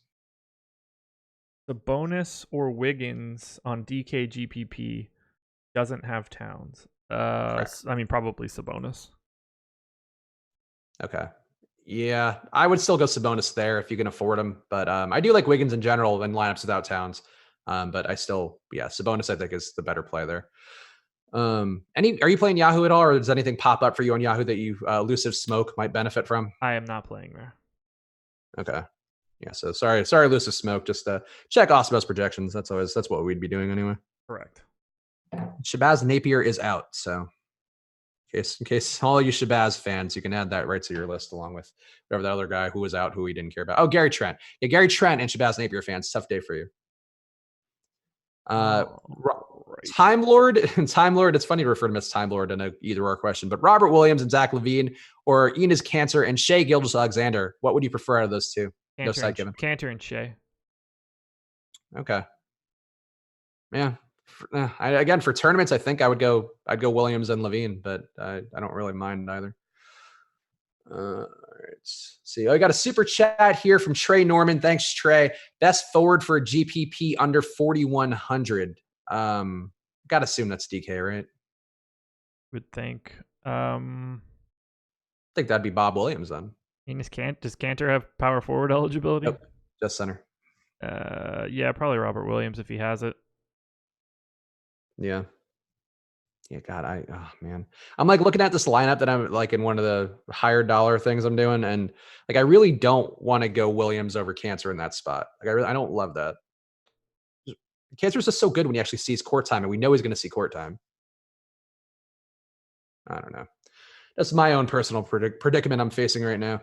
Let's check the YouTube chat for something else good.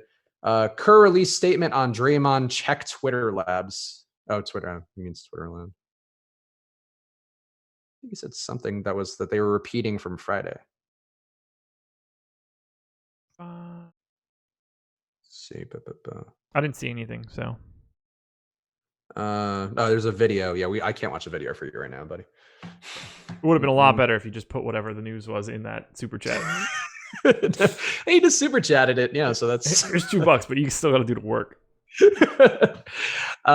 Alexander or Van Vliet for a FanDuel GPP?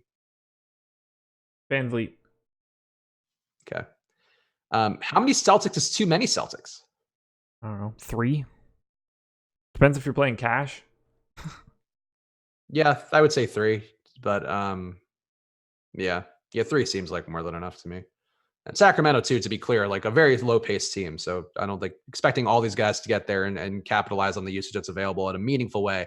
Not the best spot to do that because they're playing at a slower pace. 5 minutes to go, right? Yep, 5 minutes to go. 4 minutes now. So start getting those lineups in. Get all your Cancers and your big Bob Williamses in, because now is the time for you to truly thrive. That'll work for me. Larry Nance. All right. Oh, I'm afraid to click refresh here. We got everything on the premium Slack, so we're good there. Burks or Fournier? Interesting question. Fournier did really push that usage up last game. Burks. Oh, it's that easy for you. All right. Yeah, I have a ton of Burks. I like Burks too, but I wouldn't rule out Fournier. I do think that team is kind of in flux right now with no Gordon and Vucevic, and talked about Jonathan Isaac, but I actually played some Terrence Ross today for the first time in a while because I think there's enough to go around there. And Detroit, we talked about it a little bit on Friday. We saw it with DeAndre Bembry. Guys can really heat up against Detroit because that defense is pretty bad on the wings in particular. So I don't hate the idea of Fournier, especially because he shot like 25 times last game. It's ridiculous. All right, this is just going to have to work. I'm playing way too much Time Lord right now. I know why I never limited them. I can only imagine that not setting that rule is going to be highly problematic for me right now. Luke, Steph, Mark Fernandez asking in the YouTube chat, to be clear, not declaring. Brogdon out. You should not be asking that question 3 minutes before lock, given that he used a chalk play of the day. Yeah, that's one of the worst questions I've ever seen. I wouldn't go that far. I've certainly seen worse questions, but it is sort of important to know that kind of thing going in. And Brogdon is not out, and he is, in fact, one of the most popular plays of the day. So just keep that in mind. I'm really bad at managing 2 sites at the same time. I'm bad at managing 2 sports on the same day. I might have to stop doing this. People are also K-Shap Killicam, a couple people in the YouTube chat also pointing out Kerr was saying that Draymond's injury wasn't serious. You'd expect him to play on Monday. So that is what the video said. Nope. Thanks, guys. Or he's hopeful, I guess, was the official quote. I've got some real stupid exposure to a couple people. What are they? What's stupid exposure? I've got 77% Cantor, 77% Brogdon, 60% Nance, 43% Jason Tatum, 33% Goran Dragic, 30% Draymond Green, 30% Jaylen Brown, 29% Dinwiddie, 28% Time Lord. Whoops. Yeah, I can't really swap off of it at this point. So the lack of setting that rule cost me pretty bad there. Anthony Davis saying, "Well, tried to help." We appreciate you, Anthony. Just couldn't watch the video again. Right, everybody else got it. So good job. We are in the middle of doing a video. It's hard to watch videos at the same time. Yeah, that is. It tends to be difficult. Even the fun adult ones can't do that. 41% Giannis on FanDuel. I find that to be pretty pleasing. Culver is going to ball tonight. Apparently, Jared Culver fan. I feel like people won money with him the couple days that Teague was out, and people just love going back there. Yeah, I don't get it. I would not be on Culver. There's too many guys back in the rotation. That's something to consider. Like, you got to think of it like a bucket of water. The water is very much overfilled with guys who are going to put water into the bucket. And Jarrett Culver not going to have room to put any water in the bucket because it's going to be going a lot of the water coming from Wiggins and Towns and Covington and everybody else in the mix. Also, terrible analogy, but what do you want? Yeah, we'll let it go. Thank you. Let's see. Nothing else good. Premium Slack. Can we do Chubster likes after lock? Yes, we can do what Uncle Chubbs and Uncle Spags likes real briefly. For you, the Maharishi, we appreciate you. Yes. That's a lot, guys. Very briefly. Very briefly. The most brief. The Chubster just wants to go eat dinner. The Spagster wants to make NFL lineups and die in a puddle. That I certainly don't want to do. Ugh. It's this showdown slate. Can't wait for Lamar Jackson to somehow be terrible and ruin everything. Oh, Rudy Gobert out. Tony Bradley in. I don't even want to see how much I have right now. You didn't play him on FanDuel, right? I'm sure I did. Oh. Yeah, well, Rudy Gobert is officially out, guys, and also could not be worse timed. But play some Tony Bradley would be my tip, especially on DK. Yeah, 5% Gobert on FanDuel. Yikes. I'm okay with it. Well, anyway, Gobert. I cannot wait for Tony Bradley to go ham like Scal Labissiere did. Good news is I don't have Gobert on FanDuel, or on DraftKings, so cool. What do you have Bradley's price in front of you? 4K. Hoping I could just hot swap all those Time Lord shares. Oh no. Yeah, he is he's also only center too. I have 30 minutes to handle that right now, so I'm gonna do that, I guess. Like to be clear, Tony Bradley, I don't know that he's a good. Whoa, that's so much Malcolm Brogdon in the excellent eights. We'll do ownership in a second. We'll do Daddy / Uncle Chubb / Uncle Spags likes, but I would advocate though getting some Tony Bradley in there. He's a very productive per minute guy. I had his minutes shortened a bit last time by foul trouble over the weekend versus New Orleans, and going against Milwaukee, there's a lot of rebounds to go around. So Tony Bradley can find his way there. He can also find himself played off the floor. I think that's possible that we see Jeff Green take over more minutes, but both those guys, I would get in a little bit of Bradley and Jeff Green because those guys are going to have a lot of opportunity in this pace up spot against Milwaukee. Let's do a little daddy likes here. Uncle Chubbs, what do you got for me on Malcolm Brogdon being 65% owned? That's, I think, literally where I am. So I have I'm okay with it. So I'd rather have more. Yeah, we're all going down tonight with Brogdon, so hopefully his back is feeling good. Larry Nance up to 29.2%. How does Uncle Chubbs feel about that? I have way more than that, so I prefer Larry Nance. Torian Prince at 21. How does Uncle Chubbs feel about Torian at 21? It's too high. I have 10. More than I have, but I don't mind it at his price point. He's been shooting enough. But I'll be honest. At this point with the Gobert news, I could care less about looking at any of these ownerships. Right. Well, I'll just skim through it for the people then. Spencer Dinwiddie at 18.3%. I think that seems fair. Jarrett Allen at 13%. I feel like Uncle Chubbs would like that one. Pretty reasonable price there for a guy who's going to get way more than that. Tristan Thompson at 11 too. I think we would both like that, given that Nance is going to be so highly owned and there's no Kevin Love. Yeah, I agree. Yeah. Sabonis at 10 looks pretty good as well. Blake Griffin at 7 seems pretty low. Jonathan Isaac, if you paid up for him today and he goes nuts again on DK, you will not be with a lot of people because he's only 7% owned. And let's see if anybody played themselves. Nobody else too interesting. Chatty Osman at 4%. Evan Fournier at 5. So if you're a Fournier believer, that's good. If you use Drummond as a pivot to Towns, you'll be feeling good too because he's only 6%. So if Drummond has a nice day today, you'll be in a good spot. And let's see. Kevin Love, 0.07% played Kevin Love. So we know that those people did, in fact, play themselves. Actually, also 0.2% played DeAndre Jordan. So a lot of people played themselves today. So you can congratulate all of them on their zeros and their lineups. Congrats on playing yourselves. You played yourself. All right, guys, hit that like button before we go. Also, thank you to SuperDraft. SuperDraft.io is where you need to go right now. Whether you're a new player, an experienced player, or whatever, head over there right now and use the promo code AWESEMO to get $20 free on a deposit of $100 or more. It is instant release money, so you get it. You just got to play it, and then you can win it all for yourself. Let's go to SuperDraft.io. Check out their multiplier tournaments, tournament styles where you don't have to know salaries. Also, EMAC, our old pal, pointed out that they have some new NFL single slate tournaments on there as well. So go to superdraft.io, use that promo code Awesemo. And of course, for the night slate content as well, go to awesemo.com/join. Use that promo code live before lock for half off your first month. We also have packages as low as $3.95 a week on there. So go to awesemo.com/join right now and choose a package that'll work for you. And Chubster, how you feeling, buddy? Anything you want to say to the people before you call it quits? Nope. Good luck. Get Gobert out of your lineups, and that's it. Get your Tony Bradley, guys. Tony Bradley day. Woo! All right, see you guys soon. Enjoy your nights. Good luck.